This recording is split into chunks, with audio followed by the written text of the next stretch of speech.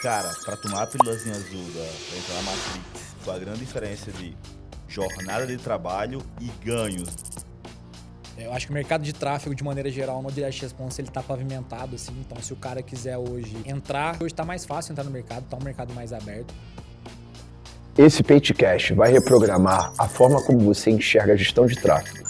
Você vai entender o porquê esse cara é conhecido por quebrar a Matrix nessa área do mercado e ainda vai pegar todos os insights necessários para dominar essa bagaça. E aí, eu caí no mundo do tráfego direto, né? Nessa época aí, eu já devia ter gerenciado, cara, papo de uns 30 milhões, assim, de e-commerce nesse nome aí, aí minhas contas aprovavam tudo, assim. Então eu lembro que as galera reclamavam no grupo, tô rodando oferta aqui de emagrecimento, tá aprovando nada. Pô, na minha BM passava luz, assim, escalava, não tinha problema com rejeição, nada. A forma que o Pedro entrega transforma a gestão de tráfego em uma arma invisível de poder quase infinito para definir a realidade das pessoas impactadas por seus anúncios. É como ter a pílula azul em uma mão e a vermelha na outra. Você sabe que dependendo de qual você escolher, você alcança um novo patamar e domina a porra toda. Eu comecei a ver o funil como completo ali. A visão macro do funil, eu fui um dos primeiros, ou talvez o primeiro do mercado a chegar na galera e falar: o time criativo não valida oferta. O que valida oferta é pra escala. E aí os caras começaram a confiar em mim, viram que eu sabia escalar, falaram: pô, eu vou trazer esse cara pro meu projeto, eu tenho um diferencial competitivo aqui absurdo. Esse é o melhor aquecimento que podia ser, que é a venda real. Na prática, quem domina o tráfego controla o fluxo de pessoas e domina suas mentes com a realidade que quiser. Aqui no caso, é para rasgar de vendas nos produtos. O processo você já conhece. Esmaga o botão do like, se inscreve no canal e escolhe a pílula vermelha para sair da Matrix.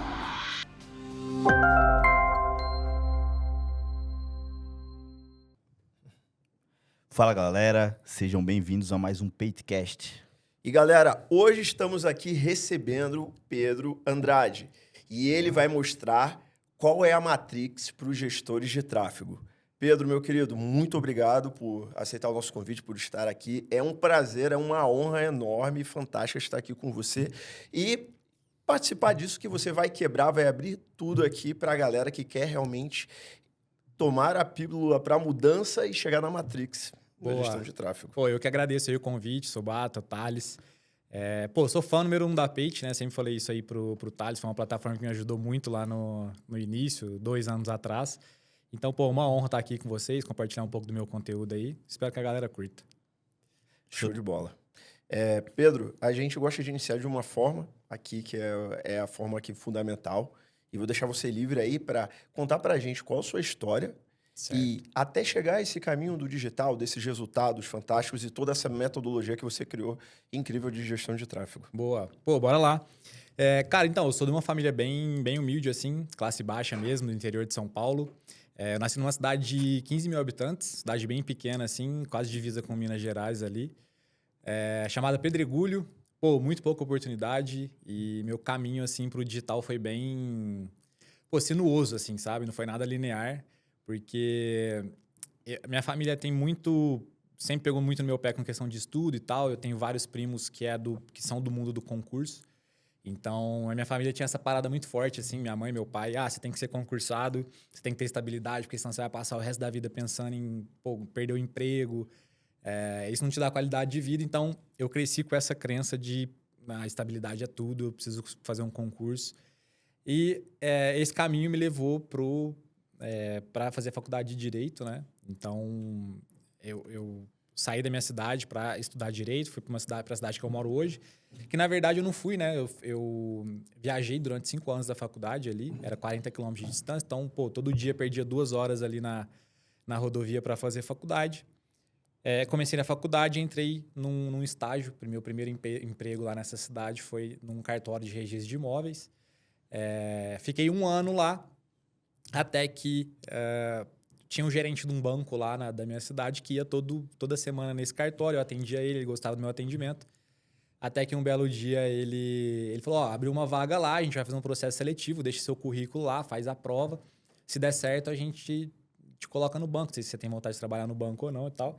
Falei, beleza, né? Ganhava 300 conto por mês nesse estágio, trabalhava só depois do almoço. E aí, eu fui lá, fiz a prova no banco, passei. E aí, entrei para trabalhar no banco. Foi meu primeiro e único trabalho CLT. Fiquei 8 anos no banco, então, pô, eu entrei com 18 anos. Tinha acabado de fazer 18 anos. Num ambiente, pô, extremamente corporativo, né? Acho que do ambiente corporativo ali, o banco é o mais selvagem, assim, costumo falar. Então, eu já entrei no modo hard, assim, na CLT. E foi muito bom porque, pô, me ajudou a pagar minha faculdade, sem depender dos meus pais, né? Que era difícil, pô, eles não ganhavam bem. E eu fazia faculdade particular e tal. E fora que me deu uma vivência muito boa, porque, cara, você é um molecão caipirão do interior, assim, você cai num banco, você começa a conhecer gente com dinheiro, você vê como que a dinâmica do dinheiro funciona dentro de um banco, você começa a ver golpes, você vê que as pessoas não são tão boas quanto parecem, não são, às vezes, gente que tem uma imagem, que passa uma imagem, você vê que, na verdade, não é nada daquilo. Então, gente que você acha que é muito rico, a hora que você vai ver. Então, eu fui pegando essa malícia de vida, assim, eu peguei isso muito forte no banco, o banco me ajudou muito nisso.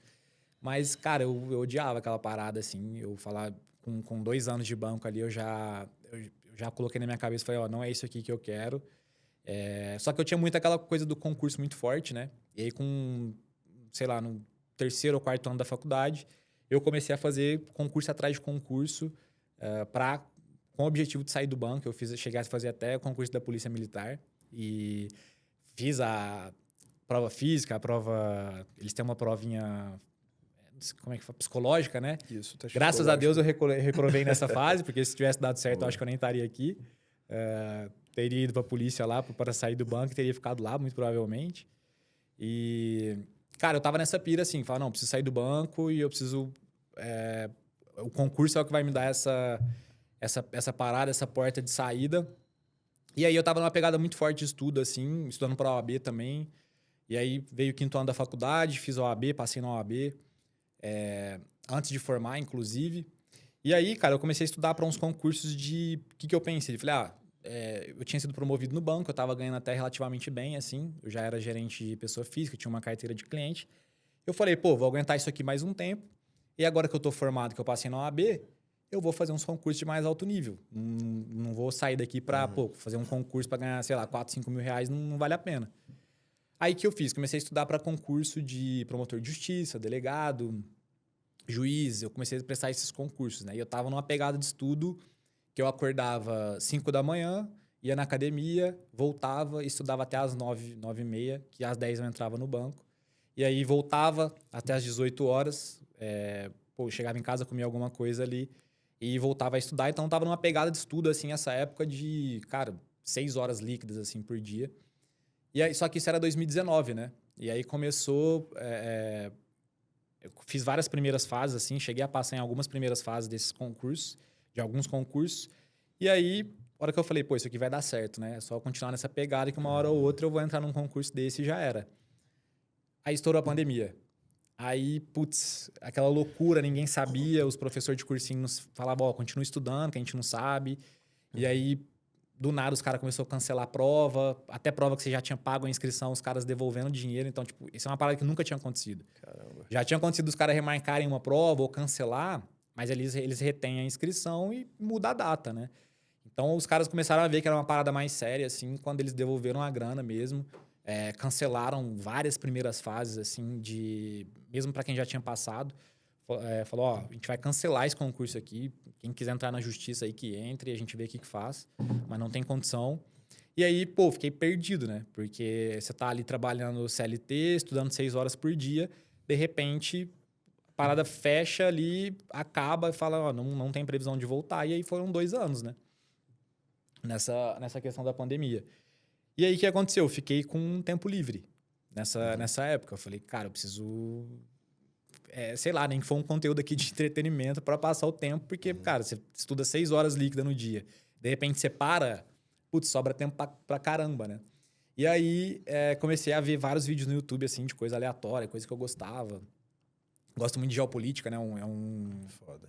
É um hobby que eu tenho, assim, consumir conteúdo de geopolítica Legal, até hein? hoje. Tem um papo aí pra bater também. Legal. Caramba, Eu gosto muito.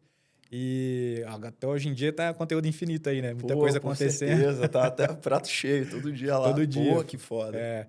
E aí, cara, eu comecei a ver conteúdos aleatórios, assim, e aí foi onde eu caí no tráfego, né? E eu caí no tráfego de uma maneira muito, aleatória, porque eu gosto muito de carro, né? E eu ficava vendo uns vídeos de carro, de preparação de carro, assim, no YouTube. E um dia apareceu um vídeo do pai do tráfego pra mim. Não sei se vocês conhecem ele. Sim, Ele fazia quem é o uns pai do vlogs. E ele tinha comprado na época uma... Pô, eu lembro que era uma M4 azul. Porra, eu lembro. E as Marina Blue. E ele fazia vlog desse carro. E, pô, todo dia saía vídeo. E eu assisti o primeiro vídeo dele e falei, pô, caramba, que da hora, né, velho? O cara novo, assim, com a BMW DS. Eu ficava... O que esse cara faz, né? Comecei a pensar e aí comecei a acompanhar ele mais de perto, assim. Seguir ele no Instagram. E eu lembro coisa de uns 2 meses depois, assim, eu seguindo ele soltou uma das primeiras turmas, assim, do primeiro produto dele, que ele chamava de conteúdo fechado na época, que era o produto que ele ensinava tráfego pago, né? Aí eu falei, pô, o que é essa parada aqui de tráfego pago? Vou entrar nisso aqui, tô com tempo mesmo. Comprei lá, na época eu paguei R$497 nesse produto e comecei a aprender tráfego ali com ele, né? E aí, na época, ele ensinava... Além de mexer no gerenciador ali, ele ensinava você a ser afiliado na Hotmart na época.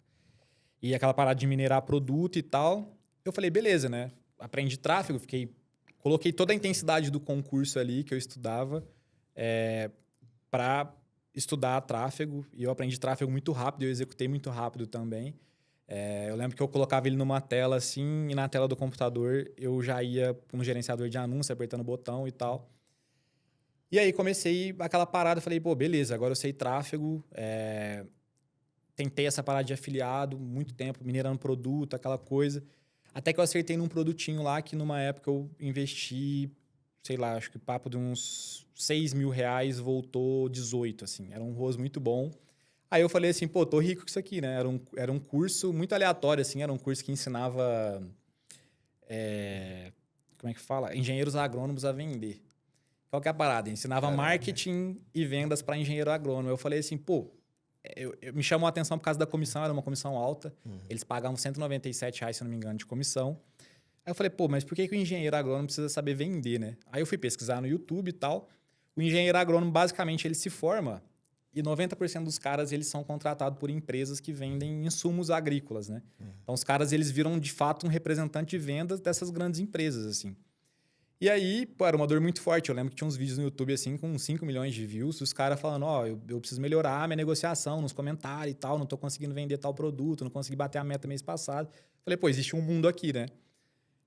Peguei o Canva ali, comecei a produzir criativo nesse sentido, batendo na dor do cara ali. Comecei a fazer, pô, venda atrás de venda. Falei, caramba, é esse aqui que vai me tirar do banco, né? Falei, agora acertei, vou colocar cada vez mais grana aqui. Coloca de um lado, sai do outro, pô, achei a impressora de dinheiro. Quando num belo dia eu recebo um e-mail do produtor diminuindo a minha comissão de 80% para 60%. Eu falei, pô, como assim? Eu já devo ter feito umas, sei lá, cara, umas 500 vendas aí, vocês estão diminuindo a minha comissão. Aí eu lembro que ele me respondeu falando que eles não iam trabalhar mais com afiliado, que eles tinham diminuído só a comissão dos melhores afiliados para continuar ali com eles, mas que no médio prazo eles iam cortar de vez, não ia mais trabalhar com afiliado. E aí eu nunca mais acertei outro produto, assim. Ficava minerando lá e testando e não acertava. E aí eu falei, pô, deve ter alguma outra forma de monetizar isso aqui, né? Não é possível. E aí eu lembro que o pai do tráfego, ele estava gravando um módulo do produto lá de monetização que ele ensinava o que você podia fazer com o tráfego, né? Até que um dia ele mostrou a prestação de serviço. Foi aí que eu comecei, de fato, assim... ele falou, vocês podem prestar serviço para negócio local, para e-commerce... isso aqui é uma habilidade muito importante e tal, é muito valorizada. E aí, a minha esposa, na época, era minha namorada. Ela falou assim, vamos fazer o seguinte, lá a minha cidade ela é conhecida como a capital do e-commerce, né? Lá em Franca. Eles têm... Pode crer. eu acho que, se eu não me engano, teve uma época que Franca foi tipo a segunda cidade com maior envio logístico assim, de e-commerce do Brasil. É um polo muito forte. E aí, ela trabalhava no Sebrae na época, ela fazia era uma espécie de estágio, assim, era uma bolsa. Ela falou, eu conheço muito dono de e-commerce que vai lá no Sebrae. Vamos ver se eles não precisam disso. A gente marca uma reunião e vê o que faz, né? E se você conseguir prospectar, legal. Aí, até que um dia, eu lembro que eu saí do banco, fui para casa da minha sogra. Ela falou, tem uma reunião marcada para hoje com um e-commerce aqui de... Eu lembro que era um e-commerce que vendia coleira de cachorro. Era um e-commerce bem legal, assim. Ele fazia uns criativos muito bons e tal. E aí... Ela falou, tem uma reunião com ele e tal, você apresenta o trabalho, ele nem sabe o que é tráfego, você apresenta aí o que você faz e tal. Eu falei, pô, peguei e montei um portfóliozinho ali na hora com os meus resultados como afiliado. e apresentei para ele, né? Eu lembro que ele chamava Silvio. E aí eu falei, ó, Silvio, aqui eu peguei e investi... O tráfego funciona assim, essa aqui é a ferramenta. Abri lá no Meet para ele como é que funcionava o gerenciador e tal. Falei, ó, nesse produto aqui que eu tava vendendo, eu investi tanto, voltou tanto nesse período aqui. E aí eu falei, ó, o e-commerce tem uma chance muito maior de conversão e tal. Você já tem uma marca que passa credibilidade, seu site é muito bom, seus criativos são muito bons. Na época ele tinha um Instagram com 20, 30 mil seguidores, assim. Na época já era um boom, Sim. assim, sabe? Não tinha muitos perfis, ainda mais naquele nicho com esse número de seguidor. Eu falei, ó, a gente pode fazer um teste aí de 3 meses, se você animar. Aí ele falou, ó, beleza, vamos fazer o teste aí. Vamos investir aí R$1.500, R$2.000 por mês. Eu falei, beleza, eu cobro R$400. Pô, era mixaria, assim, no mês, para trabalhar o mês todo. Mas, pô, eu vi uma oportunidade ali que eu ia aprender tráfego de fato, assim, com dinheiro de outra pessoa, né? E eu ia ter a oportunidade de gerar resultado para ele. E aí eu acho que, na época, eu pensei, pô, isso aqui pode ser meu pontapé inicial para eu realmente criar um negócio em cima disso aqui e, de fato, sair do banco, né? Que era o meu objetivo final, assim. E aí, pô, ele me deu essa oportunidade, foi muito bom, assim, porque ele começou a ver um resultado. E aí ele ficou muito engajado ali com a causa, ele produzia muitos criativos, assim, ele tinha uns criativos muito bons, ele tinha umas coleiras específicas para treinamento de cachorro de grande porte. E a gente estourou com isso, assim. E eu lembro que teve um mês, assim, que a gente investiu, cara, papo de... Não lembro se foi R$100.000, voltou 400, assim. Foi um resultado muito bom. O ROAS no e-commerce é muito bom, assim. O pessoal trabalha com ROAS de 10, de 20, assim. Remarketing, já vi ROAS de 40. E aí, cara, o negócio começou a dar resultado e aí começou o boca a boca, né? Ele me indicou para um primo dele, que era lá da cidade também, que tinha uma confecção muito forte lá. E aí ele tinha uma confecção de moda praia. E esse cara foi o meu segundo cliente. E aí a parada se espalhou, assim. Eu lembro que foi coisa de um mês, assim, eu já estava com 8 clientes. Aí eu comecei a cobrar um pouquinho mais. Teve cliente que eu já cobrei 600. E aí, cara, a hora que completou 10 clientes, eu já estava ganhando o salário fixo que eu tinha no banco, né? Foda. Aí eu falei, pô, já dá para eu sair do banco e tal. E aí, o que aconteceu? Foi engraçado porque nesse momento aí que eu tava pronto para sair do banco, assim, me veio uma crença limitante muito forte, assim, tentou me sabotar. Eu lembro que eu peguei Covid no banco. E aí, como eu morava em Franca e meus pais em Pedregulho, eu fui para casa da minha sogra, fiquei confinado lá. E aí, o que aconteceu? Começou o seguinte, eu não tava conseguindo cuidar das campanhas, porque, pô, tava ruim de Covid, fiquei uma semana ali de cama praticamente. E aí... Pô, os clientes mandando mensagem, né? Querendo saber e tal. E eu tendo que responder o WhatsApp doente e tal. E os resultados caindo, o pessoal começou a reclamar. Eu falei, putz, isso aqui não é pra mim. Cheguei na minha esposa e falei assim, ó, a hora que voltar aqui do Covid, eu vou demitir esses clientes, eu vou voltar pro banco, vou voltar a estudar pra concurso. Caraca. E já era. E aí, cara, nesse momento aí, foi um ponto de inflexão muito grande, assim, porque o primeiro que a minha esposa ficou puta, né? Porque ela falou, você tá ficando louco, eu coloquei todos esses clientes aí na sua carteira, falei com todo mundo. Como que você vai me dar uma dessa, né? Vai me passar esse carão. E aí, cara, ela bateu muito forte, assim. Primeiro porque ela era contra essa parada de concurso, né? Ela falava, ó, eu acho que você tem muito mais perfil para empreendedorismo do que para concurso público. E aí, foi ali que ela me deu um tom, assim mesmo, de, pô, sai dessa vida, vai arriscar e tal. E, cara, nesse dia aí eu vi o quanto é importante. Eu acho que a decisão mais importante na vida de uma pessoa, assim, é a pessoa com quem ele vai estar, com quem ele vai se casar. Com certeza. De fato, assim, porque a minha esposa foi uma alavanca muito grande, cara, na minha vida. Porque se não fosse ela ali, se fosse... E não precisava ser uma esposa ruim, se fosse uma pessoa neutra. Falasse assim, não, beleza, faz o que você quiser, volta pro banco mesmo. Você tá certo, se eu te desse razão, não criticasse. Pô, exatamente. Eu tava no banco até hoje, talvez, ou tivesse passado num concurso público. E ali ela não deixou, ela viu que eu não tava tomando a decisão correta, ela se impôs e, pô, foi muito bom. E aí, o que aconteceu? Voltei pro banco, continuamos prospectando o cliente.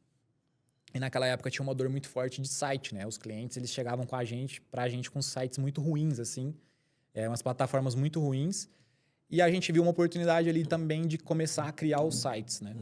E aí eu falei pra ela, por que você não desenvolve? Você é uma pessoa mais criativa do que eu. Tava acabando essa bolsa dela no Sebrae. A gente agregou esse serviço na nossa agência. Então, a gente fazia o tráfego e desenvolvia o site também. Na época, a gente fez uma parceria com a Nuvem Shop. Vocês devem conhecer a Nuvem Shop. Sim, claro. E aí, a Nuvem Shop tinha vários templates prontos. A gente criava o site em, tipo assim, 3 dias. Cobrava R$2.500 por site. E a gente ainda recebia parte da mensalidade enquanto o cliente estava ativo. Então, era um negócio muito bom, assim. E aí a gente começou a fazer isso. Todo cliente que a gente pegava, que tinha um site que não convertia bem, a gente migrava para o Nuvem Shop, cobrava esse valor. E, pô, tava bem legal, assim. Eu já tava faturando legal. E isso tudo conciliando com o banco, né? Eu continuei no banco, demorei 1 ano para sair de fato do banco. Mas a gente estourou de fato, assim, foi quando a gente prospectou uma cliente, que é, se não me engano, a Tati, eu acho que foi isso. Era um e-commerce de moda feminina. E, cara, ela criava um conteúdo muito bom, assim, no Instagram dela. Os criativos dela viralizavam, assim, muito forte. E ela era meio que uma referência no mundo de moda feminina para outras empreendedoras. E a gente não sabia disso. A gente começou a prestar serviço para ela, começou a dar muito resultado, porque os criativos dela eram muito bons, o site dela muito bom. O tráfego foi meio que um plus, assim, ela explodiu. E aí, o que aconteceu? Um belo dia, ela simplesmente tinha um grupo, cara, que tinha 350 lojistas nesse grupo do WhatsApp, que ela era a referência máxima, assim. E um dia uma moça perguntou nesse grupo quem fazia o tráfego dela. Falou, Tati, seu anúncio apareceu aqui para mim, quem que faz seu tráfego? Ela foi lá e jogou o meu contato nesse grupo. Irmão, sem brincadeira, caía tipo 40 leads por dia. Caramba, assim, velho. A gente podia escolher assim, as lojas, aí o que a gente fez? A gente selecionava, pegava por número de seguidor no Instagram, a gente colocava umas lojas mais... Você via que a pessoa já tinha um nível de consciência maior, assim. Já sabia que era tráfego, já investia de certa forma. E aí foi onde a gente montou a nossa carteira especializada, e aí a gente virou um especialista em moda feminina mesmo, assim. E aí foi nessa época que aí eu pedi demissão do banco. Cheguei no meu gerente lá, falei, eu quero sair do banco, já tô fazendo outra coisa e tal, não quero continuar aqui. E aí, nessa época, foi muito engraçado, porque eu fiquei procrastinando, assim, com medo de sair do banco. E quando eu pedi para sair do banco, na verdade, foi antes de pedir, né? Foi, o dia que eu tomei a decisão, eu falei assim, amanhã eu vou falar com o gerente e eu vou pedir para sair do banco. Aí, beleza, né? Cheguei no banco para trampar nesse dia que eu ia falar com o gerente. Ele chama a galera... A gente fazia tipo uma daily, assim, né? Todo dia antes da agência abrir.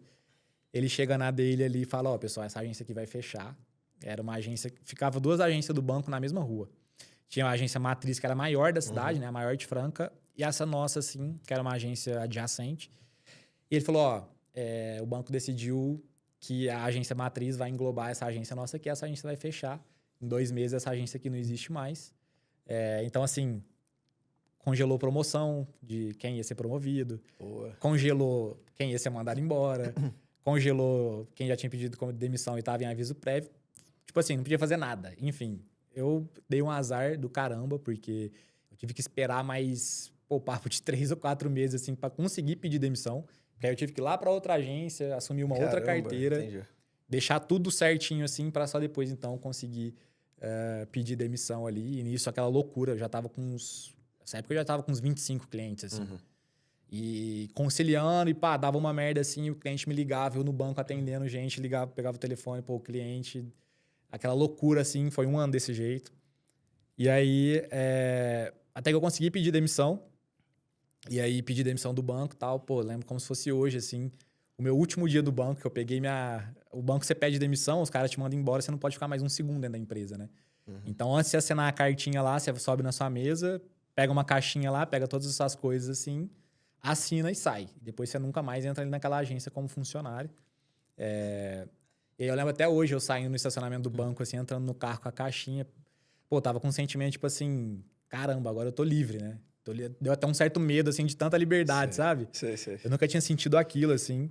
E aí...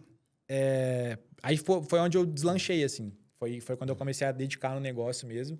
E, cara, foi questão de 6 meses, assim, depois de ter pedido demissão do banco, eu já tava com 40 clientes, uma carteira muito boa, com clientes muito bons. Mas, assim, eu não tinha tino empresarial nenhum, assim.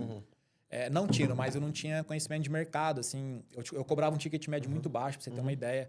Todos aqueles clientes que eu comecei cobrando R$400, eu permaneci cobrando R$400. Então, eu tinha 40 clientes, mas eu não fazia 40 mil no mês, sabe? Então, porque o meu ticket médio era muito baixo, assim. E aí, o que eu falei? Vou escalar esse negócio aqui, né? Vou colocar gente para dentro aqui para me ajudar no tráfego. E aí, monto um funilzinho de prospecção aqui e dá-lhe, né? Falei, é isso. Só que aí eu comecei a me deparar com um monte de dificuldade, né? Tipo, não é fácil você escalar um modelo de negócio de agência, assim, porque... Eu falo que não é um modelo de negócio escalável, né? Ele é um modelo de negócio escalonável, eu costumo falar, porque pô, para você colocar mais cliente para dentro, faturar mais, você precisa colocar mais gente para dentro. E isso aí não é escala de verdade. Isso. E aí comecei a ter muita dor de cabeça com um funcionário, assim, com um colaborador. E aí eu falei, isso aqui talvez não seja o melhor modelo de negócio do mundo. Comecei a pensar isso, assim. Você chegou a contratar, nessa época aí, você estava com quantos funcionários, Sérgio? Cara, na época era pouco, assim, porque como eu já tinha dado conta de gerenciar 35 funcionários e-commerce sozinho, eu lembro que eu tinha um menino que era estagiário e mais um outro gestor, assim, que me ajudava mesmo. E aí minha esposa cuidava da parte financeira, administrativa, assim, e era isso, a agência. E aí o que começou a acontecer? Colocamos um funil de prospecção no ar, a gente conseguia fechar alguns clientes, mas nosso churn começou a aumentar muito, porque você não consegue dar suporte, você não tem estrutura, você não consegue mais gerar o mesmo resultado que você gerava antes, porque está aumentando cliente. Você não consegue dar a mesma atenção para cada uma das contas de anúncio ali, o resultado cai, o cara vai reclamar, vai sair. E aí eu me deparei com essa outra dificuldade também, além de dificuldade com o colaborador ali. E aí eu lembro que o estopim, assim, a gota d'água para eu falar, não é isso aqui que eu vou escalar. Foi o dia que eu mandei esse menino que era estagiário embora, assim, eu desliguei ele. E aí, cara, passou umas 2 semanas, assim, uma cliente minha, que eu tinha até uma certa amizade, assim, ela me mandou um print dele mandando uma conversa para ela. Aliás, uma conversa dele falando assim, o que você acha de eu fazer seu tráfego aí por tanto? Porque eu era funcionário lá do Pedro e, ele cagava para os seus anúncios, tá? Não fazia nada direito e tal. Falando mal de mim, assim, tentando prospectar ela. E aí, eu falei, nossa, velho, foda, né? Isso aí me desanimou, assim.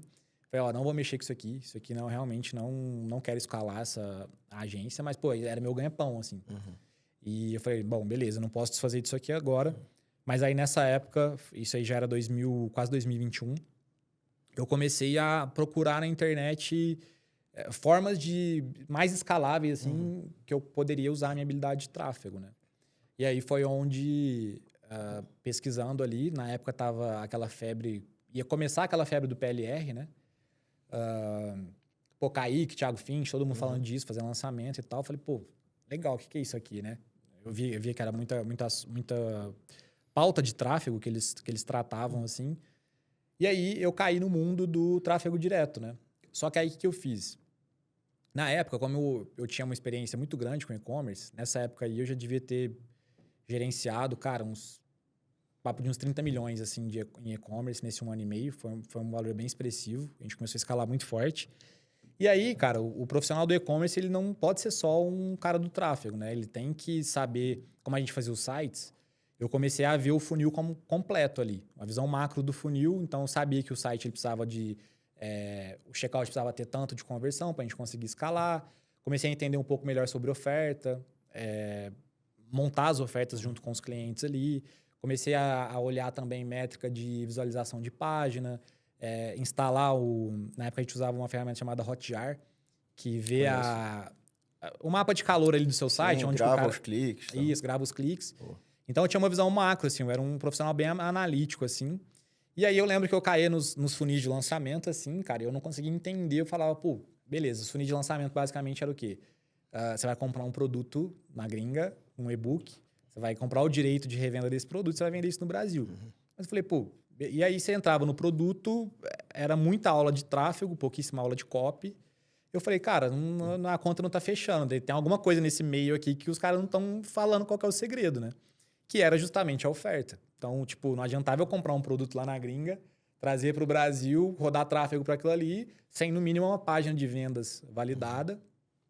E aí, eu meio que fiz uma engenharia reversa daquela parada. E isso aí me ajudou demais, cara, porque...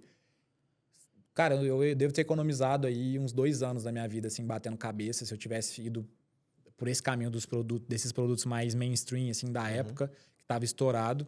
Até eu descobri que, o importante era a oferta, produto não importa no primeiro momento. E aí, eu fiz essa engenharia reversa, eu falei, cara, não, beleza, se o que importa é a oferta, eu preciso aprender copy. Eu preciso saber sobre copy para montar as ofertas ali. E aí, eu comecei a me aprofundar mais nos funis de venda de direct response, que eu vi que a maioria, na época, a advertorial era muito forte. E VSL, né? VSL estava começando aquele boom ali do Stefan George, RMBC ali. Aí eu falei, beleza, é esse aqui que eu tenho que aprender. Eu já sei tráfego, eu vou ser um full stack, assim, da parada. E aí eu dei muita sorte, né? Nesse quesito aí foi muita sorte mesmo, porque o primeiro pesquisa de direct response que eu fiz, assim, no YouTube, eu caí num conteúdo do Paulo Cop. Não sei se vocês conhecem Você ele. conhece o Paulo Cop? Cara, comecei a consumir aquele conteúdo ali dele no YouTube. E até que um dia ele fez uma live não lembro se foi no Instagram ou no próprio YouTube, com o Vacuda. E aí, cara, essa live, assim, abriu minha cabeça de uma forma muito... Falei, pô, eu acertei aqui, né? É isso aqui mesmo que eu preciso aprender. É realmente copy, é funil de vendas que importa nessa parada. E aí, nesse vídeo, nessa live, eles comentaram sobre o Copy Classics. O Copy Classics é uma comunidade, ou era, né? Que agora o Gabriel desativou ela, que é do Gabriel Constantino, não sei se vocês conhecem ele. Conheço também. E aí, cara, essa comunidade, basicamente, ele pegava os livros gringos de copy, da antiga, assim, os old school mesmo. Eugene Schwartz, Gary Albert, toda essa galera, Clayton McPhee, essa galera da pesada, assim, da gringa. Ele traduzia esses livros, ele fazia uma call sobre esses livros, cada um desses livros, e ele colocava o resumo de cada um desses livros, uns resumos bem densos, assim, em português, nessa comunidade. Eu lembro que eu paguei R$997 para entrar nessa comunidade. E, cara, dali, basicamente, saiu os maiores do mercado, né? Então, o Derek saiu dali, o Filemon saiu dali, o Biff saiu dali, o Kobata saiu de lá. E aí, cara, o que aconteceu? Eu, nessa batida de aprender copy e tal, comecei a testar umas VSLs, nada assim, só prejuízo. Eu falei, pô, isso já tinha passado aí uns 6 meses que eu tava ali no Copy Class, estudando muito, assim. Falei, cara, talvez o negócio seja um pouco mais embaixo aqui na copy, né? Porque eu aprendi tráfego muito rápido, assim. Foi, tipo, 3 meses eu já tava bom em tráfego, na teoria ali, comecei a gerar resultado para os clientes, validei minha metodologia no e-commerce. E aí eu comecei a ver que copy, talvez o buraco seria mais embaixo, a curva de aprendizado seria um pouco maior, né? Eu falei, pô, talvez eu não tenha esse tempo de ficar, 2, 3 anos estudando copy aqui para começar a acertar VSL. E aí, continuei nessa pegada de estudo, assim, mas já com isso em mente.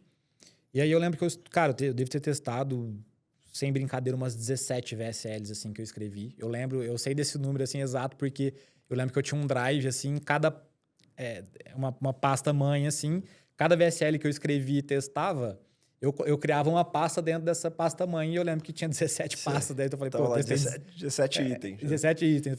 Testei 17 VSL e não deu bom. Eu acho que eu preciso repensar isso aqui, como é que eu vou fazer, né? E aí, cara, o que começou a acontecer? Eu comprava todos os produtos de copy que aparecia. Tudo que até mentoria, workshop. Aí nessa época, eu comprei o Close Friends do Vacuda, comprei o Close Friends do Thiagão, do Thiago Filemon, comprei o Close Friends comprei alguns workshops que o Derek fez ali. E aí, o que começou a acontecer? Eu via que a galera tinha uma dor muito grande de tráfego, os copy, porque nesses grupos era só copy, né? E os caras mandavam dúvida no grupo e, pô, ninguém sabia responder, ninguém sabia o que estava acontecendo. Eram umas coisas básicas, assim. Pra mim, eu comecei a responder tudo que aparecia de tráfego nesses grupos. Lá no Marketing Thesis do Derek, principalmente no grupo do Vacuda, que na época era mais engajado, assim. Aí eu lembro que eu fixava os grupos no WhatsApp, né? Então, as 4 primeiras conversas, eram esses 4 grupos, assim, mais o Copy Classics. E, cara, ficava o dia inteiro ali, o WhatsApp web, né? Aberto, aparecia uma dúvida de tráfego, eu tava lá respondendo. Até que o próprio Vacuda começou a me marcar quando aparecia uma dúvida de tráfego, sabe? Virou então, referência. Virei referência. O cara me validou ali dentro do grupo. Eu falei, pô, legal, né? E aí eu falei, o que isso me deu o start na época? Eu falei, tráfego é uma dor muito forte. É algo que eu domino. Eu já tinha investido aí múltiplos 8 dígitos. E aí eu falei assim, cara, e se eu começar a fazer parceria com esses caras? Eu tenho um certo caixa que eu consigo aguentar uma escala inicial ali. Eu proponho uma parceria, sei lá, 20%, 30% aqui pro cara. 10% que seja, eu pensava na época. E aí eu invisto proporcional e eu acho que tem tudo pra dar bom, né? E aí, cara, eu lembro que um dia eu mandei uma mensagem no Marketing Thesis lá do Derek. Eu falei, pessoal, eu fiz um pitchzão, assim, né? Falei, eu venho do e-commerce, eu sou gestor de tráfego, especializado em meta, na época era Facebook, né? Eu já gerenciei 35 milhões aqui em Facebook, tal. Mandei as imagens, assim, dos meus portfólios de conta de anúncio gerenciada, né? Com os valores gastos, resultado. Isso, eu quero fazer parceria com algum copywriter que tenha alguma oferta pronta aí pra gente rodar. Eu cuido de tudo. Eu tenho estrutura de contingência, eu subo produto se precisar, subo página, você só precisa se preocupar com copy. Escrever a oferta, escrever criativo, fazer a manutenção da oferta, o resto é comigo. E aí, pô, fiz um pitchzão, falei, vai chover de mensagem aqui no direct, né? E, pô, passou 2, 3 dias, nada, ninguém me mandou nada, assim. Falei, caramba, velho, talvez a parada não seja da forma como eu tô pensando, né? E aí, eu lembro que passou uns 5 dias, assim, nada de mensagem. Ia acabar o 5º dia, assim. Chega uma mensagem do Pochal. Ele falou, mano, é o seguinte, eu tô com essa oferta aqui validada, ela já faturou tanto. Meu gestor de tráfego que saiu, ele foi contratado por uma empresa lá, ele não quer tocar mais. Se anima a entrar aí no projeto, tal. Eu falei, mano, animo demais, é o que eu quero, assim, vou dar oferta. E como que a gente pode combinar a questão de percentual? Eu pensei que ele ia falar, pô, tava validado, a oferta já tinha faturado uns 200 mil, assim, que na época era um dinheiraço, assim, sabe? E ele falou assim, cara, vamos fazer o seguinte, proporcional, 70-30. Falei, irmão, quase dei um pulo de alegria, assim. Falei, mano, você é 30%? Falei, 30%, aí você investe proporcional. Falei, mano, é isso, então, vamos pra cima. Peguei todas as planilhas ali, dos criativos validados e tal, subi. E aí, engraçado, né? Parece que era para eu ir pro tráfego mesmo, porque no primeiro projeto que eu entro como gestor de tráfego, a gente explodiu, assim, essa oferta bateu 7 dígitos faturado, né, na época. Era uma oferta de renda extra. E, cara, o que aconteceu? Aquela oferta ali, ela foi uma vitrine, assim, porque o mercado de direct response ele é muito fechado, né? Principalmente para gestor de tráfego, porque você precisa confiar, porque o cara vai ter acesso ao seu funil. Claro, vai saber tudo. Exatamente, vai saber tudo. E era por isso que a galera ficava receosa de fechar qualquer coisa ali comigo, mesmo eu mandando nos grupos, com pergunta e tal. Falar, pô, beleza, esse cara aqui ele pode ser bom, mas eu não confio nele. E aí essa oferta, ela abriu as portas, assim, porque além dos caras verem que eu era de confiança, eles viram que eu sabia escalar. Que na época era uma dor muito, muito forte, assim, do mercado, que não tinham gestores. Ainda é, né? Ainda é, até hoje ainda é. Conheço poucos gestores de tráfego, de fato, que dominam a escala, assim, no nível que precisa ser hoje, né? Naquela época, a escala daquela época hoje é um valor baixo, assim, porque o mercado sofisticou muito, cresceu muito. E, cara, essa oferta foi a vitrine, assim, porque aí os caras começaram a confiar em mim, viram que eu sabia escalar, falaram, pô, eu vou trazer esse cara pro meu projeto. E eu falei, velho, eu não fecho exclusividade com ninguém, eu vou agregar o máximo de oferta que eu conseguir e vocês rodam comigo enquanto eu estiver entregando resultado, é isso. Cara, eu lembro que na época eu cheguei a rodar 7 ou 8 ofertas simultâneas, assim. Era uma loucura, mas eu falei, pô, pra quem já cuidou de 35 clientes de e-commerce, isso aqui eu tô na Disney, né? E aí, cara, eu comecei a ver que os números eram estratosféricos, assim, perto do que eu ganhava prestando serviço. Esse que foi o ponto-chave, assim. Eu falei, cara, a escala disso aqui é absurda. Eu lembro que 15 dias rodando essa oferta com o Pochal, eu tinha feito papo de 6 meses do que eu faturava lá com a minha agência, me fudendo lá, fazendo 15 call no dia. Aguentando cliente chato. Falei, cara, isso aqui eu consigo trabalhar na caverna aqui, entrar no meu quarto aqui, escalar a campanha e fazer dinheiro, né? Era um sonho, assim. Aí eu falei, cara, eu achei o mercado que eu precisava. Achei o mercado que eu falei, não, eu posso enriquecer nisso aqui. E aí apresentei pra minha esposa, né? Porque, pô, meu alvará era curto, né? Já tava querendo fazer merda lá atrás, ela que me segurou. Aí eu falei, o que você acha da gente entrar de cabeça aí nesse mercado? Eu entrar de cabeça nesse mercado, né? Ela falou, faz o seguinte, dá uma ponderada, demite alguns clientes para você não ficar tão sobrecarregado, deixa só os melhores, mas os melhores clientes que te pagam mais para se der qualquer coisa errado aí, você consegue pivotar. Sustentando. E você também precisa de dinheiro para investir, né? Porque o meu diferencial era que eu tinha um certo caixa ali para entrar junto com o cara e a minha estrutura de contingência. Porque como eu fiquei com muita conta da época do e-commerce, cara, minhas contas aprovavam tudo, assim. Então, eu lembro que as galera reclamavam no grupo, tô rodando uma oferta aqui de emagrecimento, tá aprovando nada. Pô, na minha BM passava liso, assim. A gente escalava, não tinha problema com rejeição, nada. Gerente, 24 horas ali na conta, perguntando o que eu tava precisando. Eu falei, pô, eu tenho um diferencial competitivo aqui absurdo, né? Você achou o melhor aquecimento que podia ser, que é a venda real. Pois cara. Eu comecei a rodar oferta com umas contas que já tinha investido, tipo, 2 milhões sem tomar uma rejeição de criativo, sabe? Era um negocinho absurdo. E aí, isso foi o meu diferencial, assim. Comecei a agregar essas ofertas. E aí, nessa época, eu rodei oferta que hoje os caras são os melhores, né? Rodei oferta do Derek, rodei várias ofertas do Filemon na época. Inclusive, Pedro, eu te conheci através do Derek. O Derek que trouxe você pra Peite. Eu lembro que... Acho que vocês tinham uma sociedade, Exatamente. O Pedro é meu sócio, ele vai abrir a conta aí. Sim. Consegue umas condições boas pra gente. Foi exatamente isso. Eu lembro. Aí, na época a gente tava sofrendo em outras plataformas e falou, mano, vamos pra Page, porque os caras estão vindo com uma outra proposta, assim. E, cara, de fato, naquela época ali, a Page foi um diferencial absurdo, assim, na minha operação. Porque, como eu já cuidava da parte de estrutura, cara, eu precisava de uma plataforma parceira, assim, né? Porque as outras plataformas tratavam a gente igual, pô, nada, assim. E aí a Page veio com uma proposta, mano, de, primeiro de tudo, ajudar o negócio, né? Então, na época você me fez uma proposta de já chegar lá com D+2. Eu não tinha faturado R$1 na plataforma ainda. Mas era por causa do Derek, não por causa de você. É. Porque o Derek já tinha rodado na Page e os produtos deles era... Ele tinha um entregável bom. Sim, e na época a Page não era qualquer um que abria conta, né? Você não conseguia chegar no site lá e abrir uma conta. Até hoje é assim. Até hoje é assim? Até hoje é Pô, assim. legal. E vai ficar assim por muito tempo. Vai continuar. Porque assim, Era ó, mais restrito. pra gente dar D2 é muito risco pra gente e pra todos os nossos produtores. Então a gente não deixa produtores ruins rodar na Page, produtos que enganam os clientes. Sim, Isso é um diferencial competitivo para quem roda na Page. Total. Tanto pro cliente como pro próprio produtor também, né? Sim. E, cara, a Page foi um diferencial muito grande na época pra mim, porque quando eu consegui entrar na Page de fato, eu entrei com D2, Pix na hora. Foi muito bom pro meu fluxo de caixa, mas foi muito bom num outro sentido. Os caras que queriam rodar oferta comigo não tinham conta na Page, pô. Os caras estavam sofrendo nas outras plataformas lá.